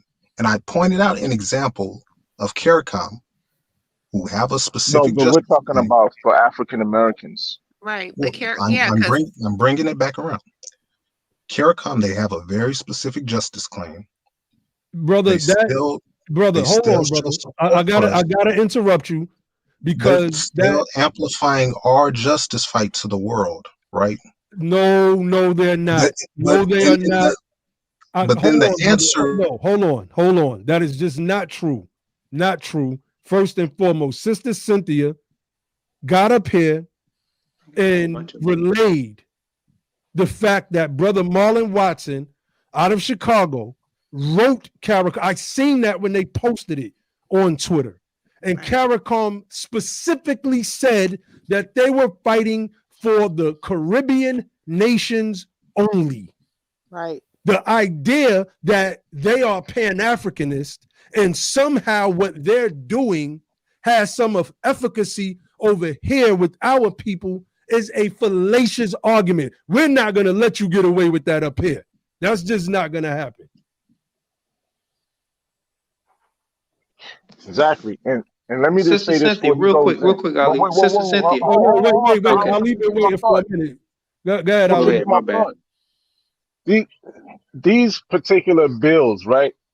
He said that it was a Pan-Africanist that wrote the bill AB 3121. Mm-hmm. Right? First of all, Pan-Africanism had nothing to do with the data, the history that went inside that undergirds the bill. Let's just be clear. Somebody's personal subscription to whatever ideology, whether the woman is a Christian, don't tell me that that's a Christian bill too. Listen. Let's not play those kinds of games, right? Pan-Africanism don't have nothing to do with the reason AB 3121 was necessary. Has nothing to do with it. See, because at the end of the day, what we're talking about is why this stuff is necessary and how it's going to get passed. AB 3121 got passed by a brother named helped to get passed. A brother named Ice Cube, ADOS, LA. These are all American tax-paying citizens. It doesn't have nothing to do with anybody's ideology, right? And Africa didn't help them pass that bill, bro. So I don't care what's going on in their mind in terms of where their heart and soul and the love and affection going, right? That doesn't matter.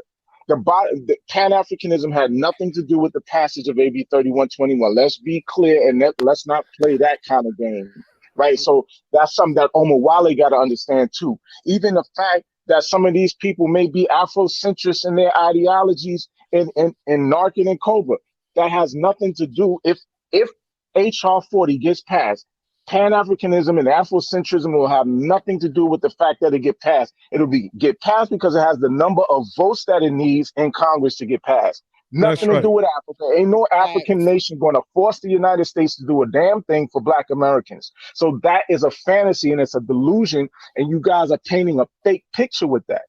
You got to understand that. That's the fact. There's no Pan-Africanist. There's no African nation. There's no precedent. There's nothing that ever should ever make you people think that Africa has any influence over the United States. The United States is a sovereign power, a world superpower. The United Nations can't even make them do nothing. So if anything happens in this country, it's going to happen because of the will of the people in this country. I'm with Huey P. Newton when he said all power to the people. And when he was talking about all power to the people, he's talking about the American people. Reparations is an American project, period. It has nothing to do with Pan-Africanism. Facts. I think that Brother Jasmine wanted to actually make a point because he mentioned it in the chat. Yeah. I'm gonna hop off here pretty soon because I'm listening to y'all. I'm not. I try to finish my point, but I do listen to what y'all are saying. And the thing that I'm noticing again, because CARICOM is used as this example, but we're talking about people that yes are fighting specifically for their justice claim, but yes are also Pan-Africanists, and yes still have a vocal support for us. And I can't say I see that on this side. I see what about CARICOM, but I don't see an active support for any of their measures. And okay, hold on. I gotta ask a question.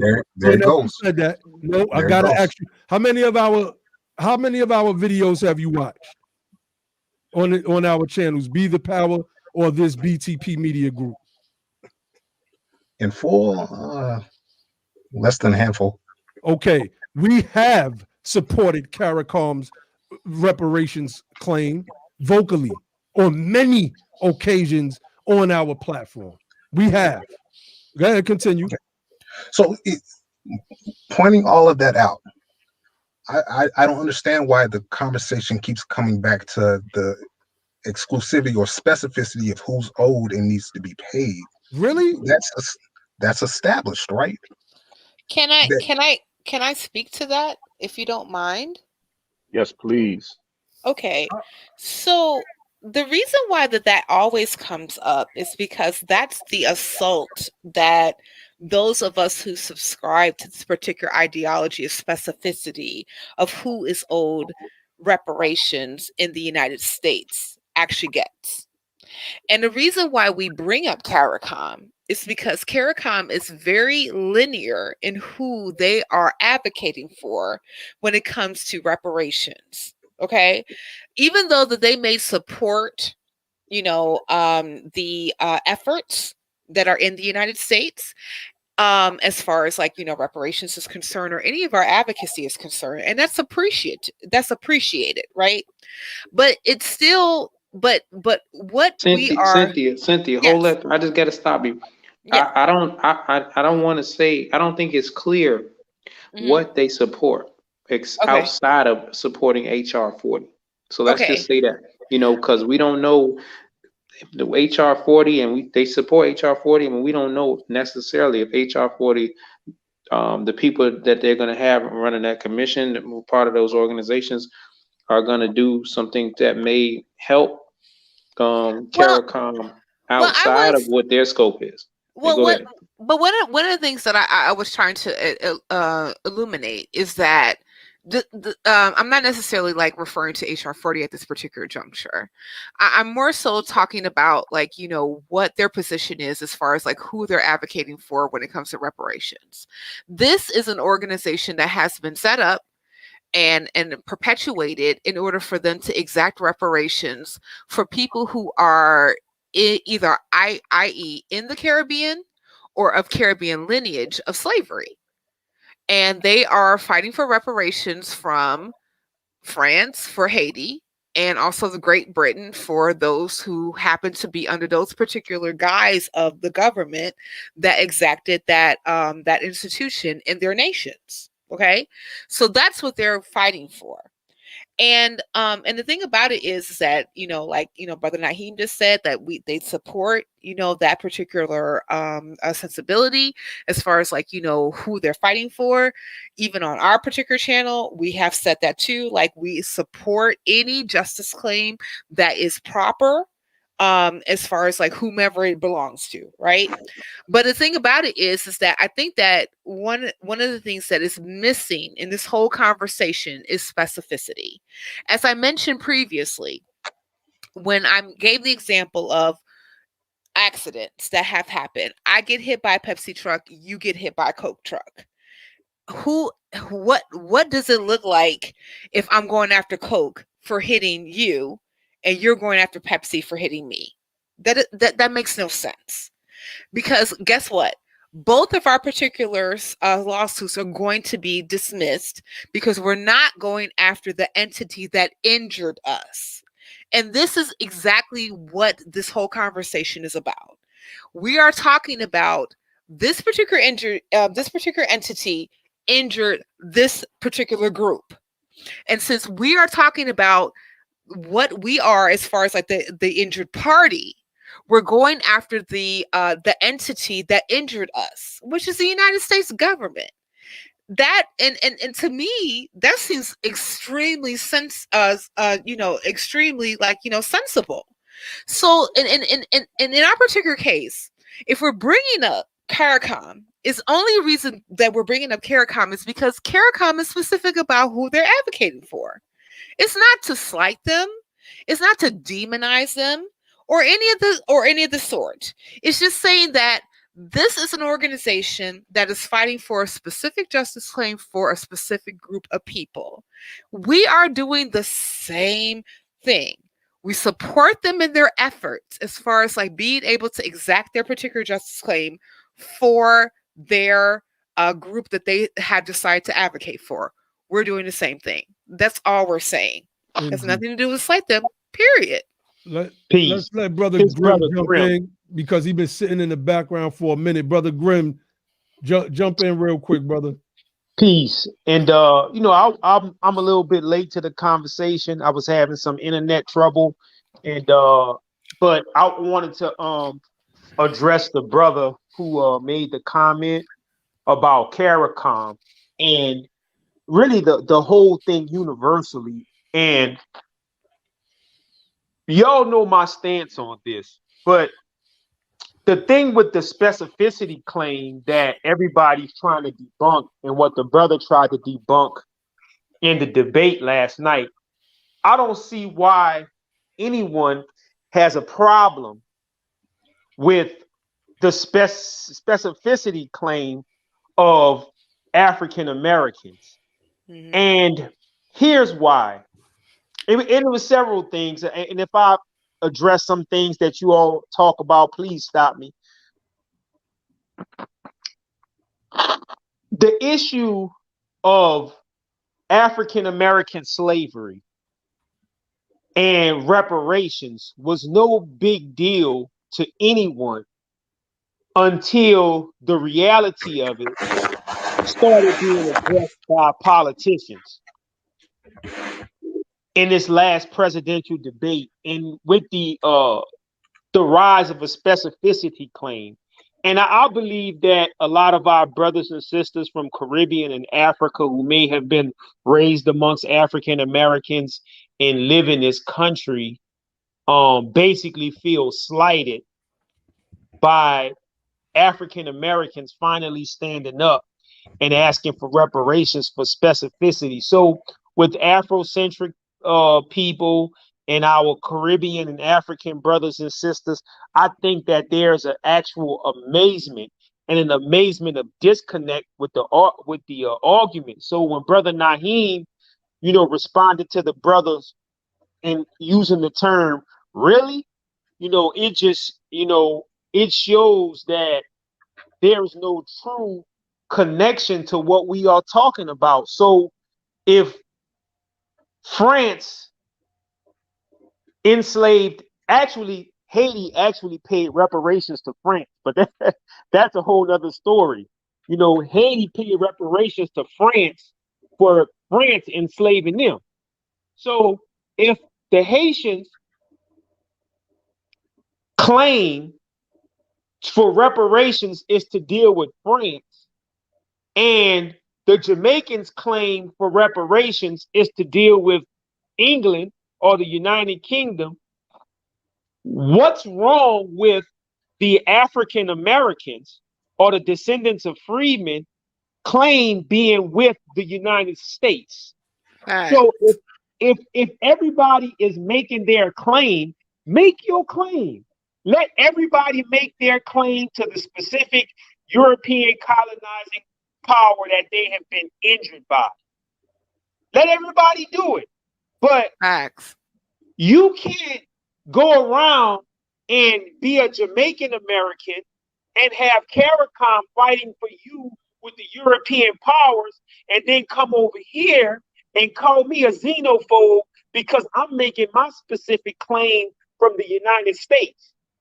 You cultivated sugar for the British Empire. I picked cotton for the American Empire.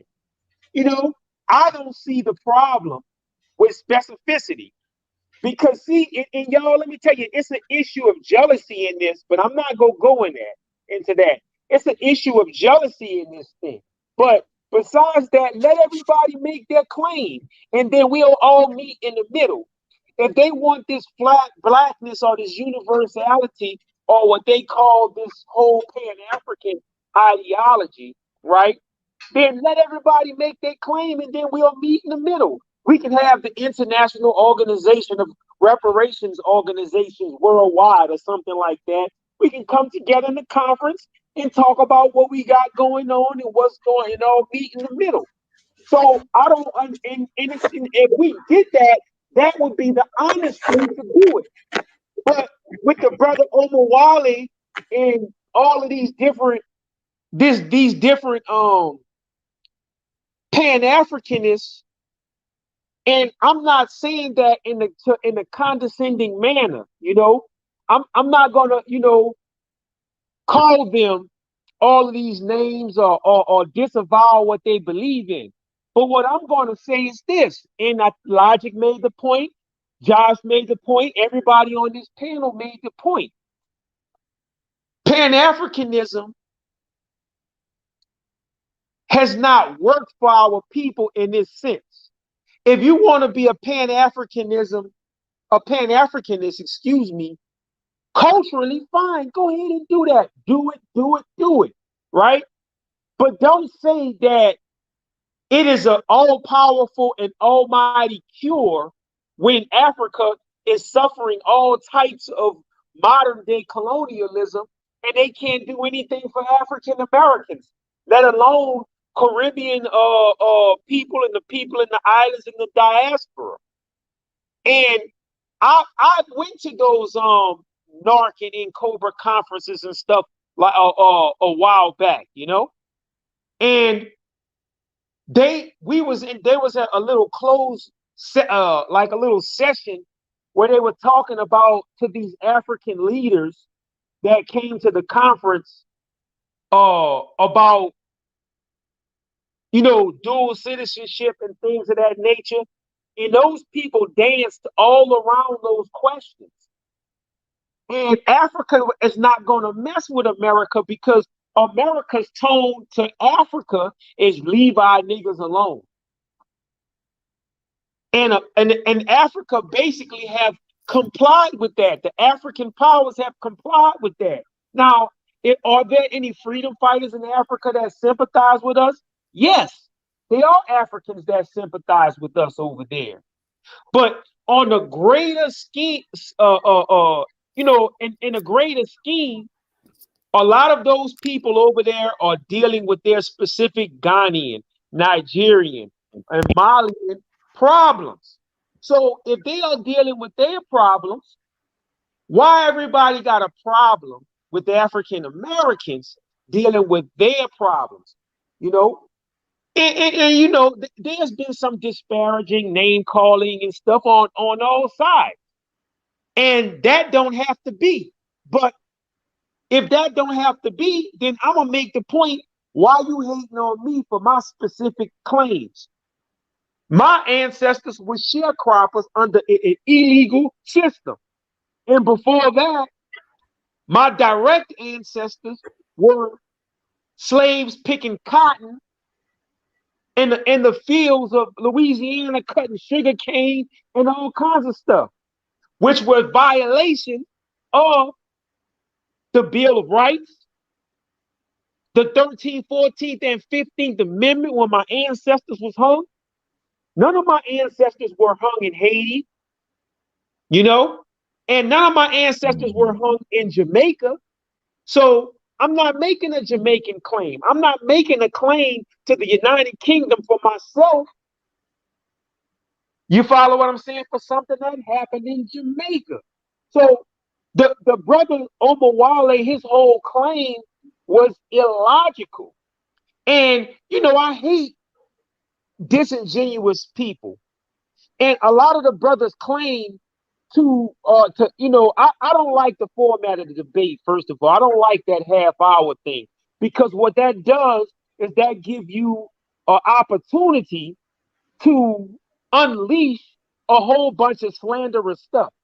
And a lot of this stuff was basically slanderous to my brother Naheem, who wasn't even a party of the debate, right? Also Yvette Carnell, I can't say that wasn't unfounded. But anyway, with that being said, it gave him the opportunity to muddy the waters with a whole lot of quotes out of context and things of that nature. So you know, my whole thing, man, and what I've been dealing with lately, man, people need to stop just being just so disingenuous and be genuine to your claims, and don't use the art and the sciences of deception to make your claims. Indeed. Let's let brother Just Me get his. He want to make a statement. He got to get up out of here. So what's your statement, brother? Yeah. First of all, I do appreciate you all having me on. I'll note, I think Brother Graham, he stated, you know, how it may be a good idea for the different various groups to meet, whether CARICOM and or Fight Here. That actually did happen in 2010. I just want to point out really quick. That meeting itself actually, some of the people that attended were the founding members of CARICOM, which was founded in 2013. That aside, I do think in a lot of ways we're talking past each other, because I'm still trying to understand the resentment for Pan-Africanism whenever we can talk about an organization such as CARICOM, who are Pan-Africanists and still have a justice claim of their own. Like it's possible to be in my mind, it's possible to be a Pan-Africanist and still fight for your specific justice claim. And whenever I ask that, it seems like the question keeps coming back, well, what's so wrong about us being specific? I agree, we can be specific. CARICOM is being specific, but CARICOM is Pan-Africanist. It's not like the two are mutually exclusive. And I think that's my biggest thing. Right. Bo Diddley said I'm in my feelings, apparently, because I'm not thinking this He one didn't or say the other. you. He didn't mention you specifically. He just said Pan-Africans need to get out of their feelings. There's no resentment. So he Right. didn't say We're just still us having this need to get. conversation 2 years later, right? Mhm. So there must be something going on. So There's got to be let me, something. when you finish, brother, I like to answer your question, but go ahead. Yeah, I mean that's my point. Just it's possible to have two things at the same time, and for all of the criticisms against Pan-Africanism, and to use CARICOM, I'm using them because I mean they really bring the point home. Right. To have all of these criticisms, you're really criticizing them too, because No, they're we're not. Pan-Africanists. No, we're not.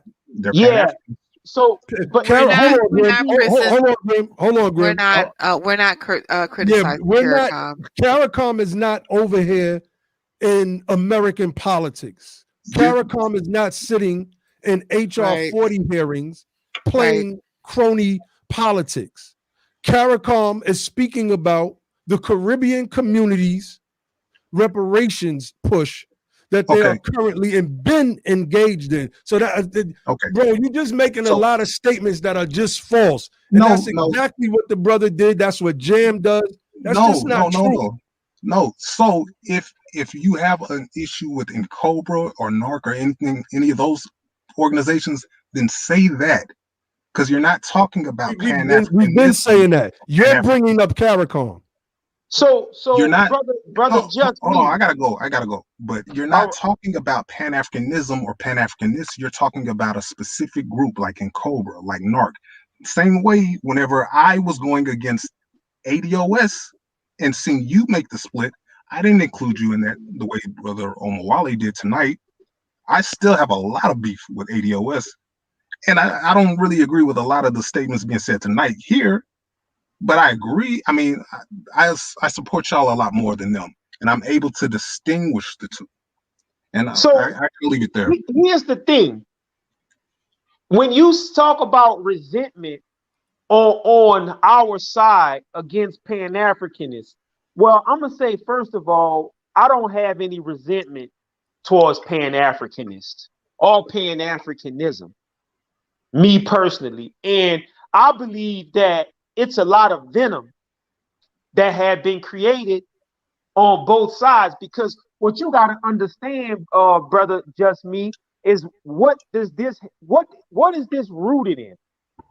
What is it rooted in? And if you go back a few years ago, when the whole ADOS thing came on the scene, and I'm not part of the ADOS thing, but when that thing came on the scene, a lot of these organizations, they were doing things, but the whole conversation about reparations was basically mute.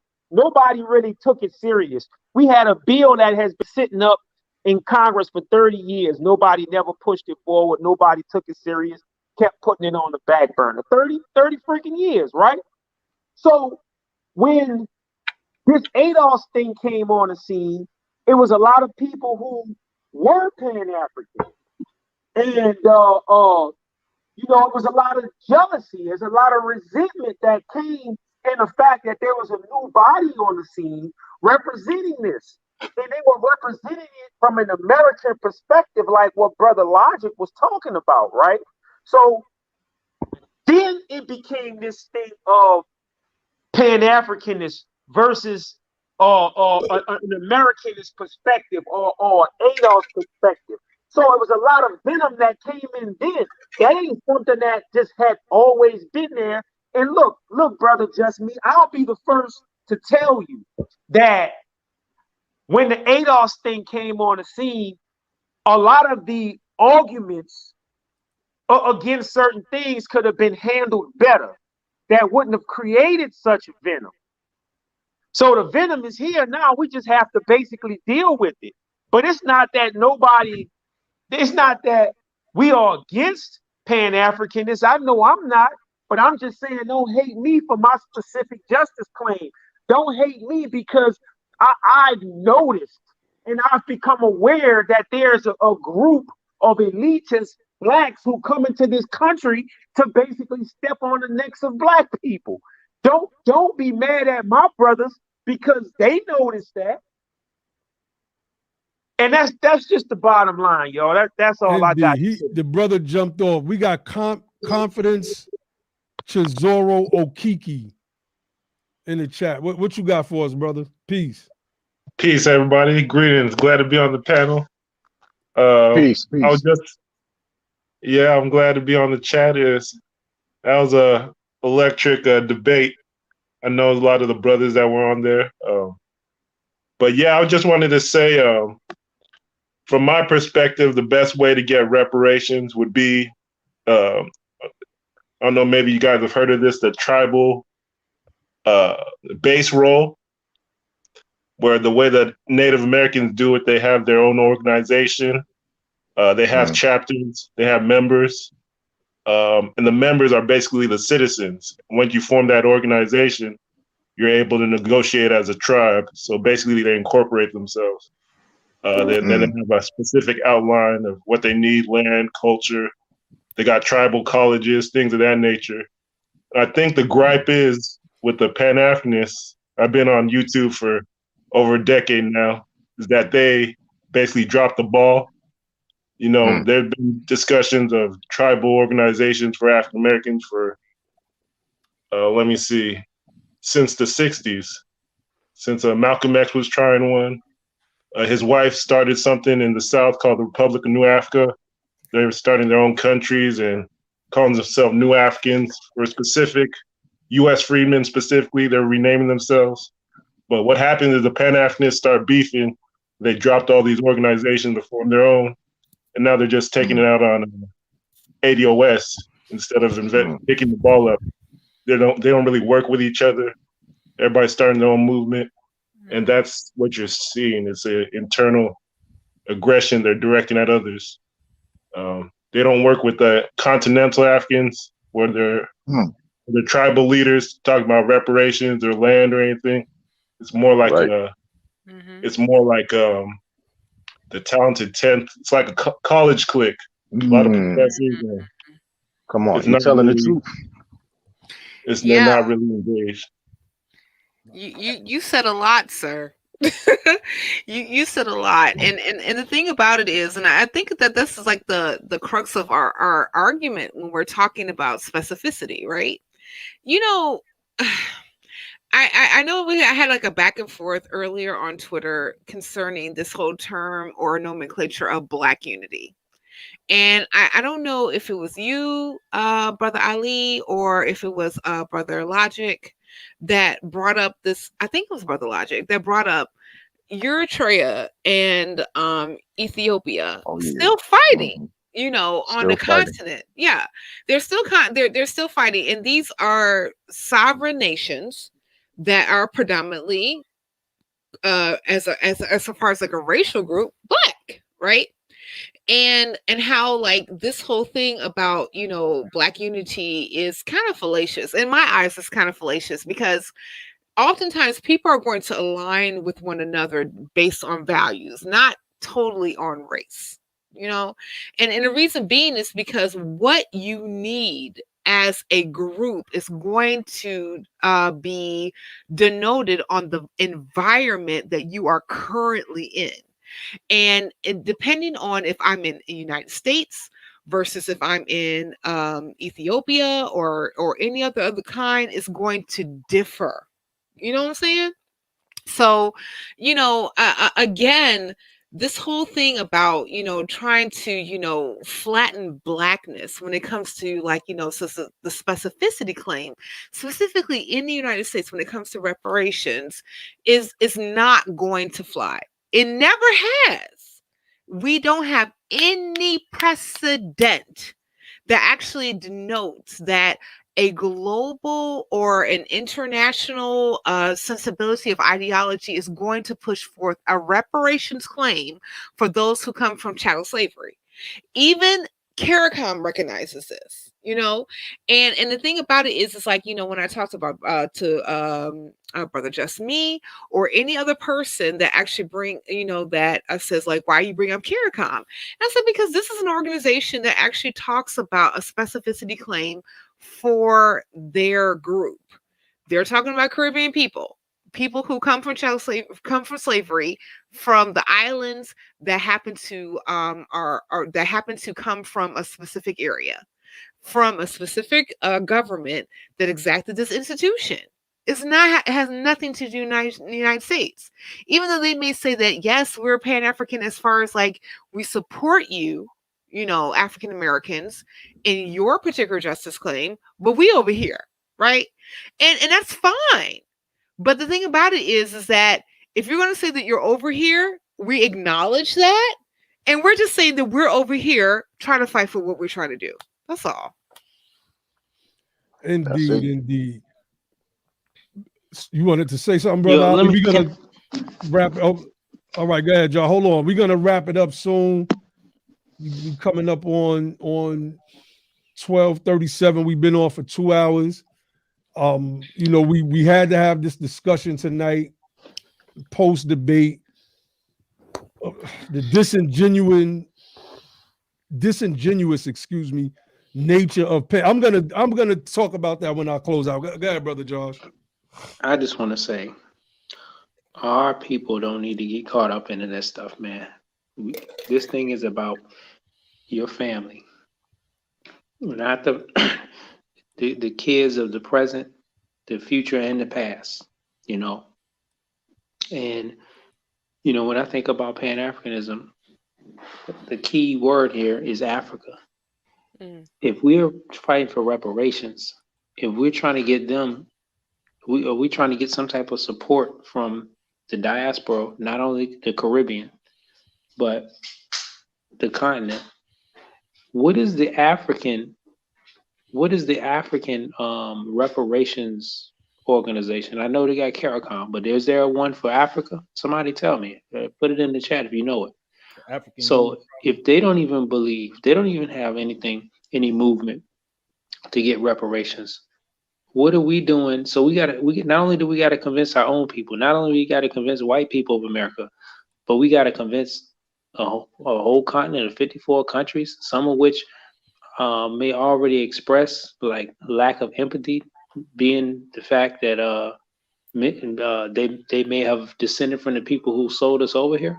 Like, I guess these are things that we have to think about, So again, the way that this man tonight, brother, whatever his name was, Olawami.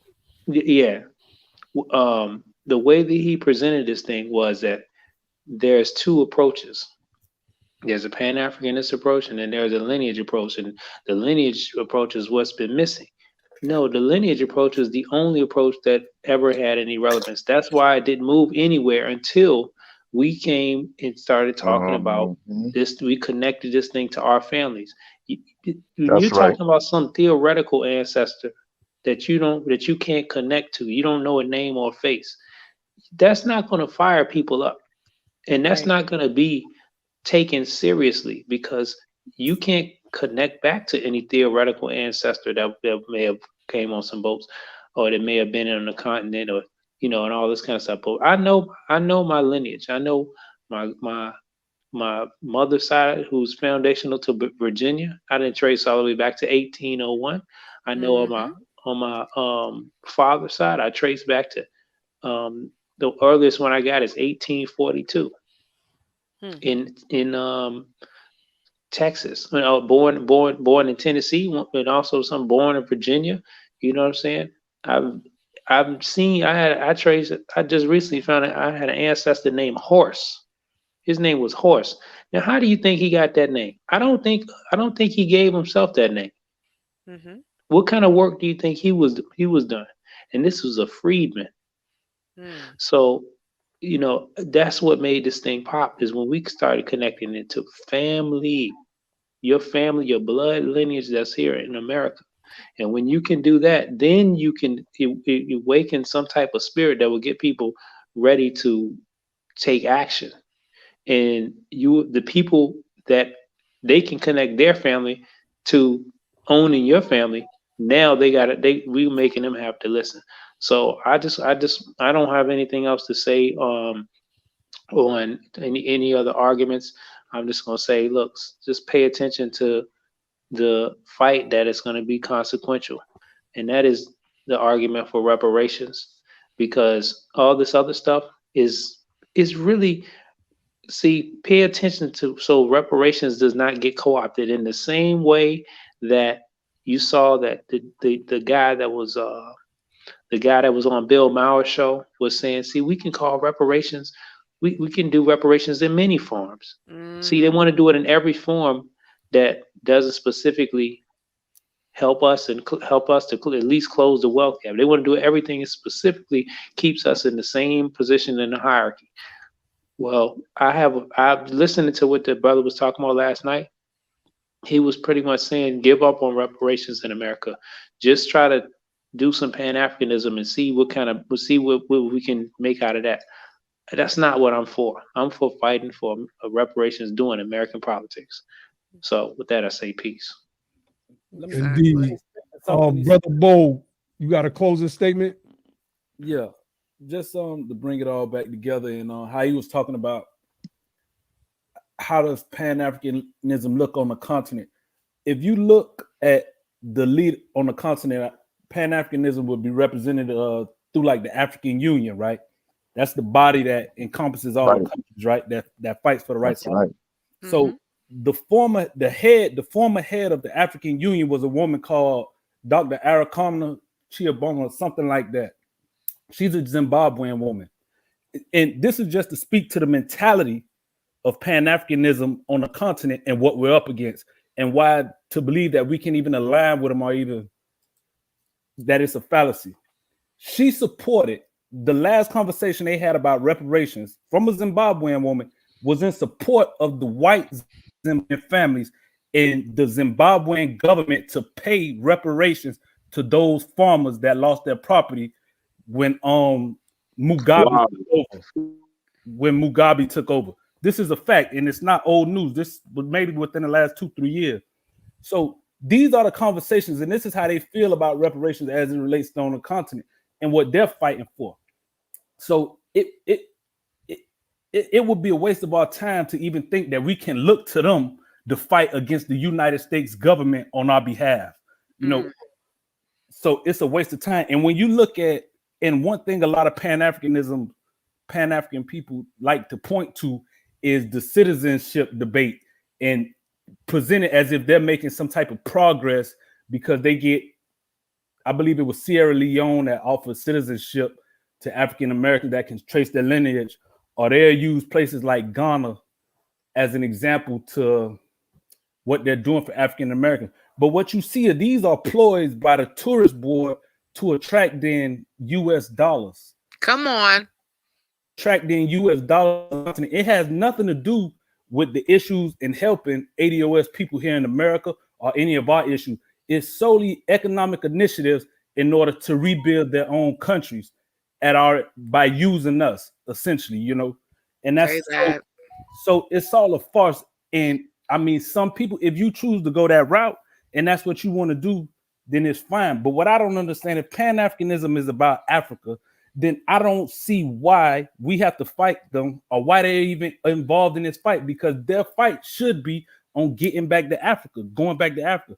But if you look, most of them don't want to go back. They're not going back. They'd rather sit here and brain wrestle with us and fight against what we trying to establish in America. And man, I appreciate y'all, man, having me on.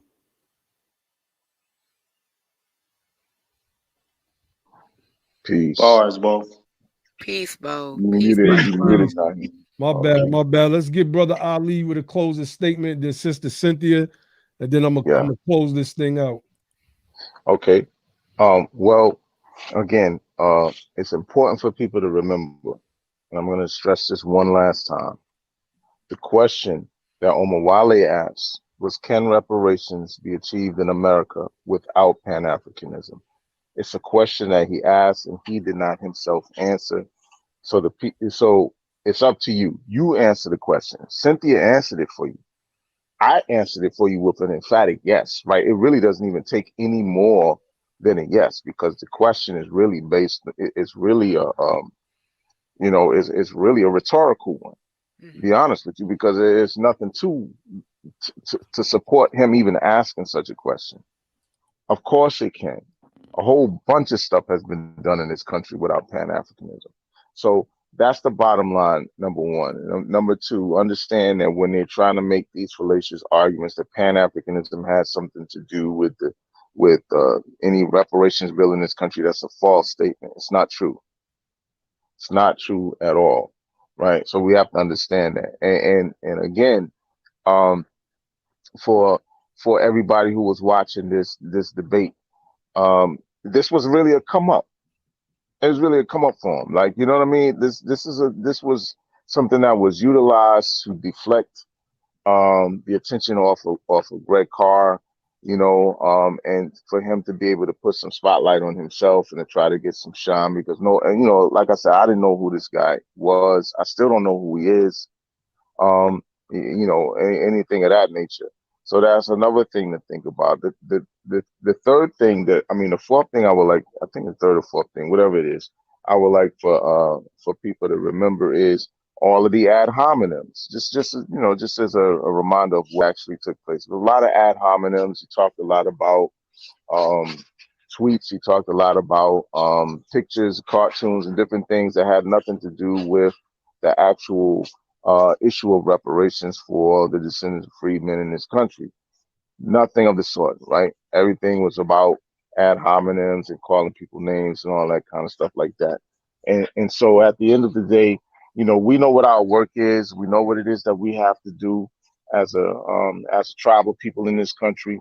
We know that what we've always done, we've done with the help of other American citizens. There's no African nation that has ever come to our defense or our rescue at any point in time. So we know what it is moving forward. If we're going to base where we're going based on the past, if the future is based on the past, and we know that we're not going to really get any help from anybody. Whatever is going to be done is going to be done by the will of our people and the other American citizens in this country who are interested in justice. And with that, I'll say peace. Indeed. Sister Sin. First off, I thank you again for having the stream and, continue this conversation after the debate, after I bludgeoned you to do it. So I appreciate it.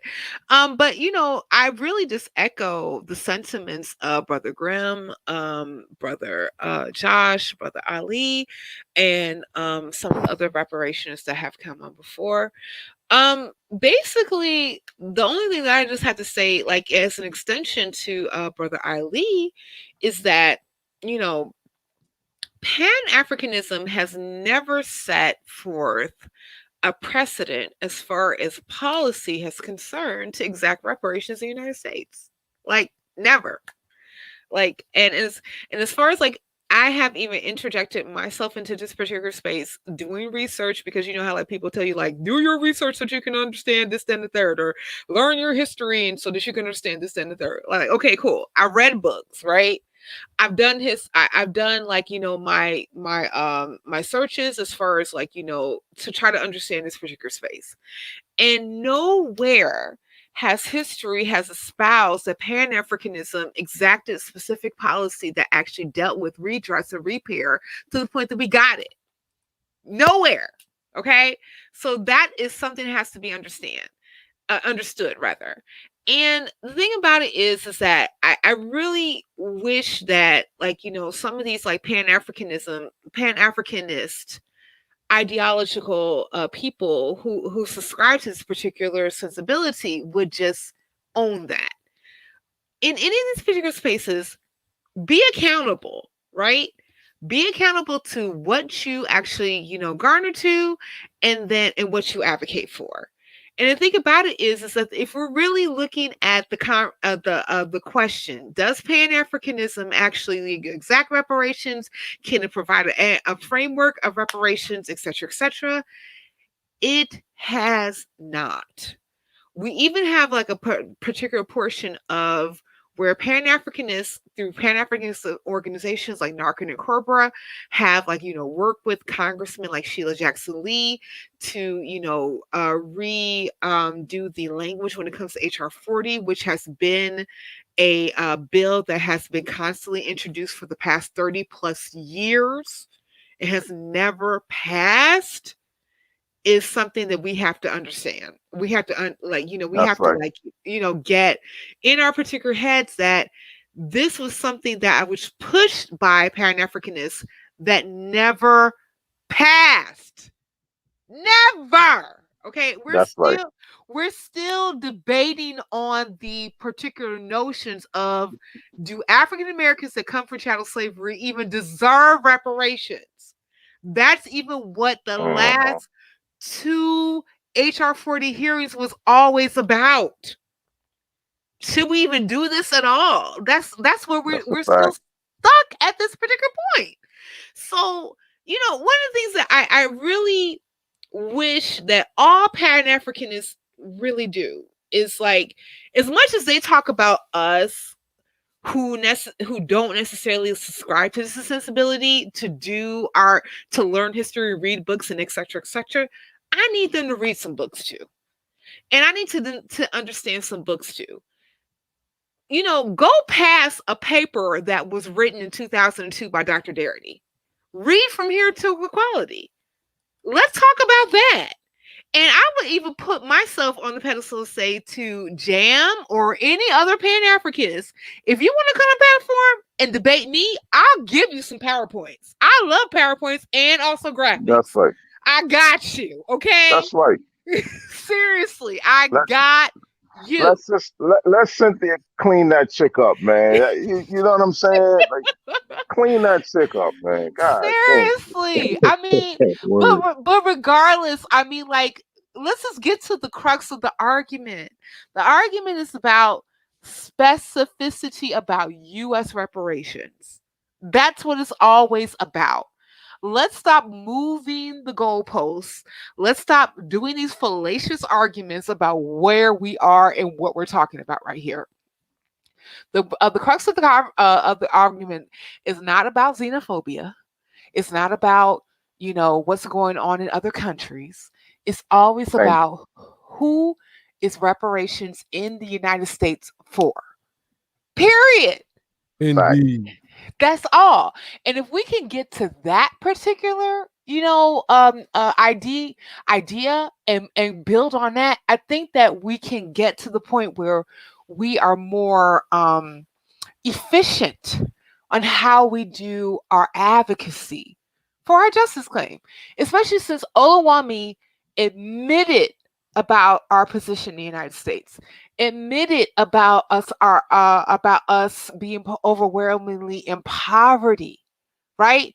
He even talked about, like, his own personal advocacy that he has done here to help our particular people improve their position in the United States. We can agree on all of that. That's why we are very specific about who we're advocating for when it comes to reparations. It's not to slight anybody else.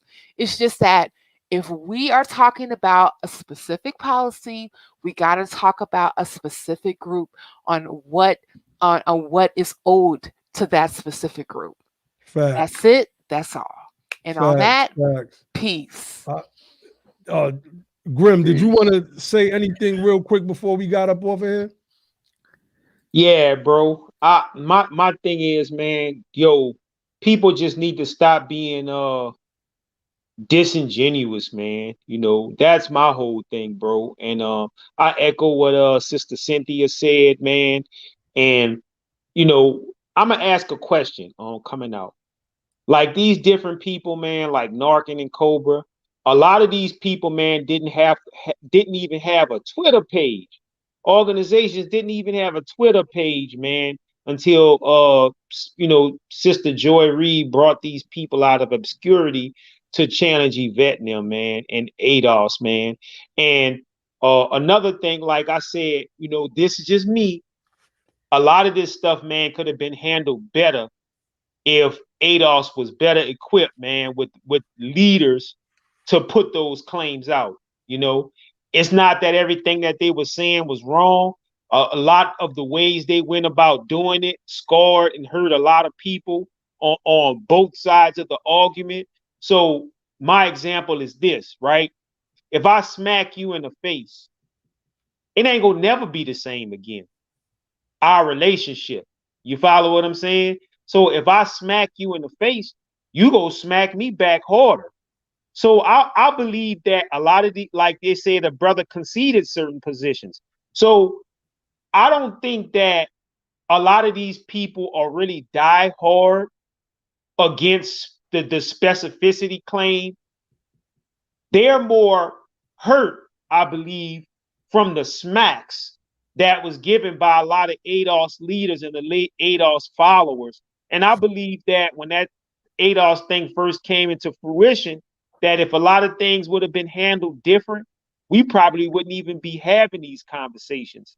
I'm not saying compromise your position, but your position for specificity, your position against the downtrodden sons and daughters of freedmen that had even been walked on by some of our own brothers and sisters when they come over here, those issues could have been handled better if we had better exponents and leaders to put that out. So in closing, man, a lot of these people that's Afrocentric and putting the Afrocentric argument to the racism, I believe that they could have been swayed into the arguments, but they've been slapped.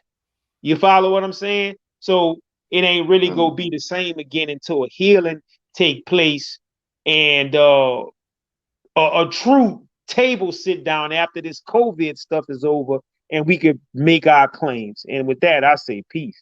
Indeed. Now, let me say in closing that I have a different perspective. I don't believe that it is the intention of NARC and then Cobra to have any type of sit down. They want to get this HR 40 bill passed so that they can get that GS-18 pay that's listed in that bill for being on the commission. They see any other group of reparationists as competition. They know that from the time that bill was written to now, based on a lot of the new information, that it's frivolous. It's not a serious bill whatsoever. But they want it pushed because it was something that was crafted by their group along with John Conyers, and something that they have been championing for the longest. And nobody never really read the bill to understand just how flawed that bill is. And so what they see is when you're a hustler, like being from New York, we know what it was to go out of state and take over a block. Take over a block and be like, yo, we got the best product. We bringing it straight from New York, raw, uncut. I just got to use these terminologies. And then everybody is now flocking to us. and the people that was already on the block selling that cut up, stepped on garbage that barely got the fiends high. Excuse my analogies, but I gotta be graphic with it. They're mad. It's like that scene in Belly with dude was like, oh, I gotta drop a dime on them New York dudes. They eating too good. Same reality. I lived it. And this is what's going on with groups like NARC and then Cobra and their spokesperson who are, I mean, they are connected to individuals, like I said, who have access to power, who have access to people in media. So they're going to look at those of us that are pushing for reparations, to be specific, as enemies. And I think, and this is only my opinion speaking for me, that they are the enemies. They are the enemies to our rep. The dude proved it tonight, the Omar Wali guy. He proved that he was an enemy. Jam Ayarwar, whatever her name is, Jessica Ann Mitchell or whatever, Jessica Ann Michelle, Jessica Ann Mitchell, she proved that she's an enemy to reparations for the descendants of freedmen. I'm not ADOS. I want to make that clear. I don't purport to speak for that organization or that group. I'm a descendant of freedmen. And we have to recognize that and realize that we are in a fight where the facts don't matter. The research doesn't matter. The data and the statistics do not matter to the enemy. And I think when we realize that, we'll know how to approach this fight differently. And Brother Logic was doing that tonight. He was showing that what they were saying wasn't based on anything. It wasn't based in anything that Dr. King did. Dr. King wasn't a Pan-Africanist. And this disingenuous Omar Wali guy showed a picture of King standing with African leaders. There are pictures of American presidents standing with African leaders. Queen Elizabeth went to Ghana when it first had its takeoff as a kingdom under Nkrumah. Did that make her a Pan-Africanist? These people with these silly arguments, silly distractions. And I am of the opinion that we must step on them. We must crush them. And we can do it tactfully and we can do it respectfully. We don't have to put up pictures and do ad hominem attacks, but we must understand that these are the people that are in the way of our repair, period. They are the gatekeepers. They are the people that serve as buffers to white supremacy, whether they realize it or not. This, not just them, the pretendians. You had clowns like legendary Top Caps, this guy that makes up information in the chat rooting for the Pan-Africanists, although he disses them all day on Clubhouse just because we destroyed his arguments. We have enemies on all fronts and we've always had them.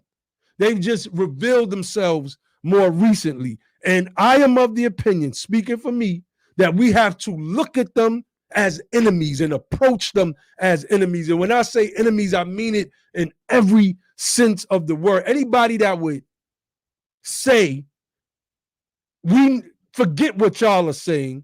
I don't care that the rest of our people are poor. We're going to do Wakanda style politics, or I'm going to run around calling myself Big Chief Buffalo Wings or whatever nonsense, are enemies. Enemies, point blank, period. And they have to be crushed. And we're going to crush them intellectually and politically. And I was going to go into a whole bunch of stuff, but I'm just not. We're going to leave it. Is way past the time that I really wanted to be on here, but it is what it is. Remember, go back and watch that debate. I want you all to go back and watch it. I put the link in the chat earlier. Y'all check it out Oh, and show that this guy had no position on the topic. I learned None. something tonight. Pan-Africanism is an act of war, a Facts. tool of war, a warfare. I didn't know that, bro. That was new to me. So Facts. now the Pan-Africanists are about to go to war with white supremacists and white nationalists and the white American government and all that. So go ahead, bro. Finish. You can finish up. Yeah, definitely. So, you know, we may come on tomorrow night. I don't know what our topic is going to be. Stay tuned. If you're not subscribed to the channel, subscribe. Hit that little bell icon next to the subscribe button. Become a part of the notification nation. And we're going to keep dropping this dynamic content. And we're going to keep showing and proving, because they can't defeat our arguments at all. None of them. The spirit of our ancestors are guiding us. And I leave you all with the motto of this platform, which is don't just fight the power, become the power. And then and only then will you have the power to make a change. And with that, I say peace.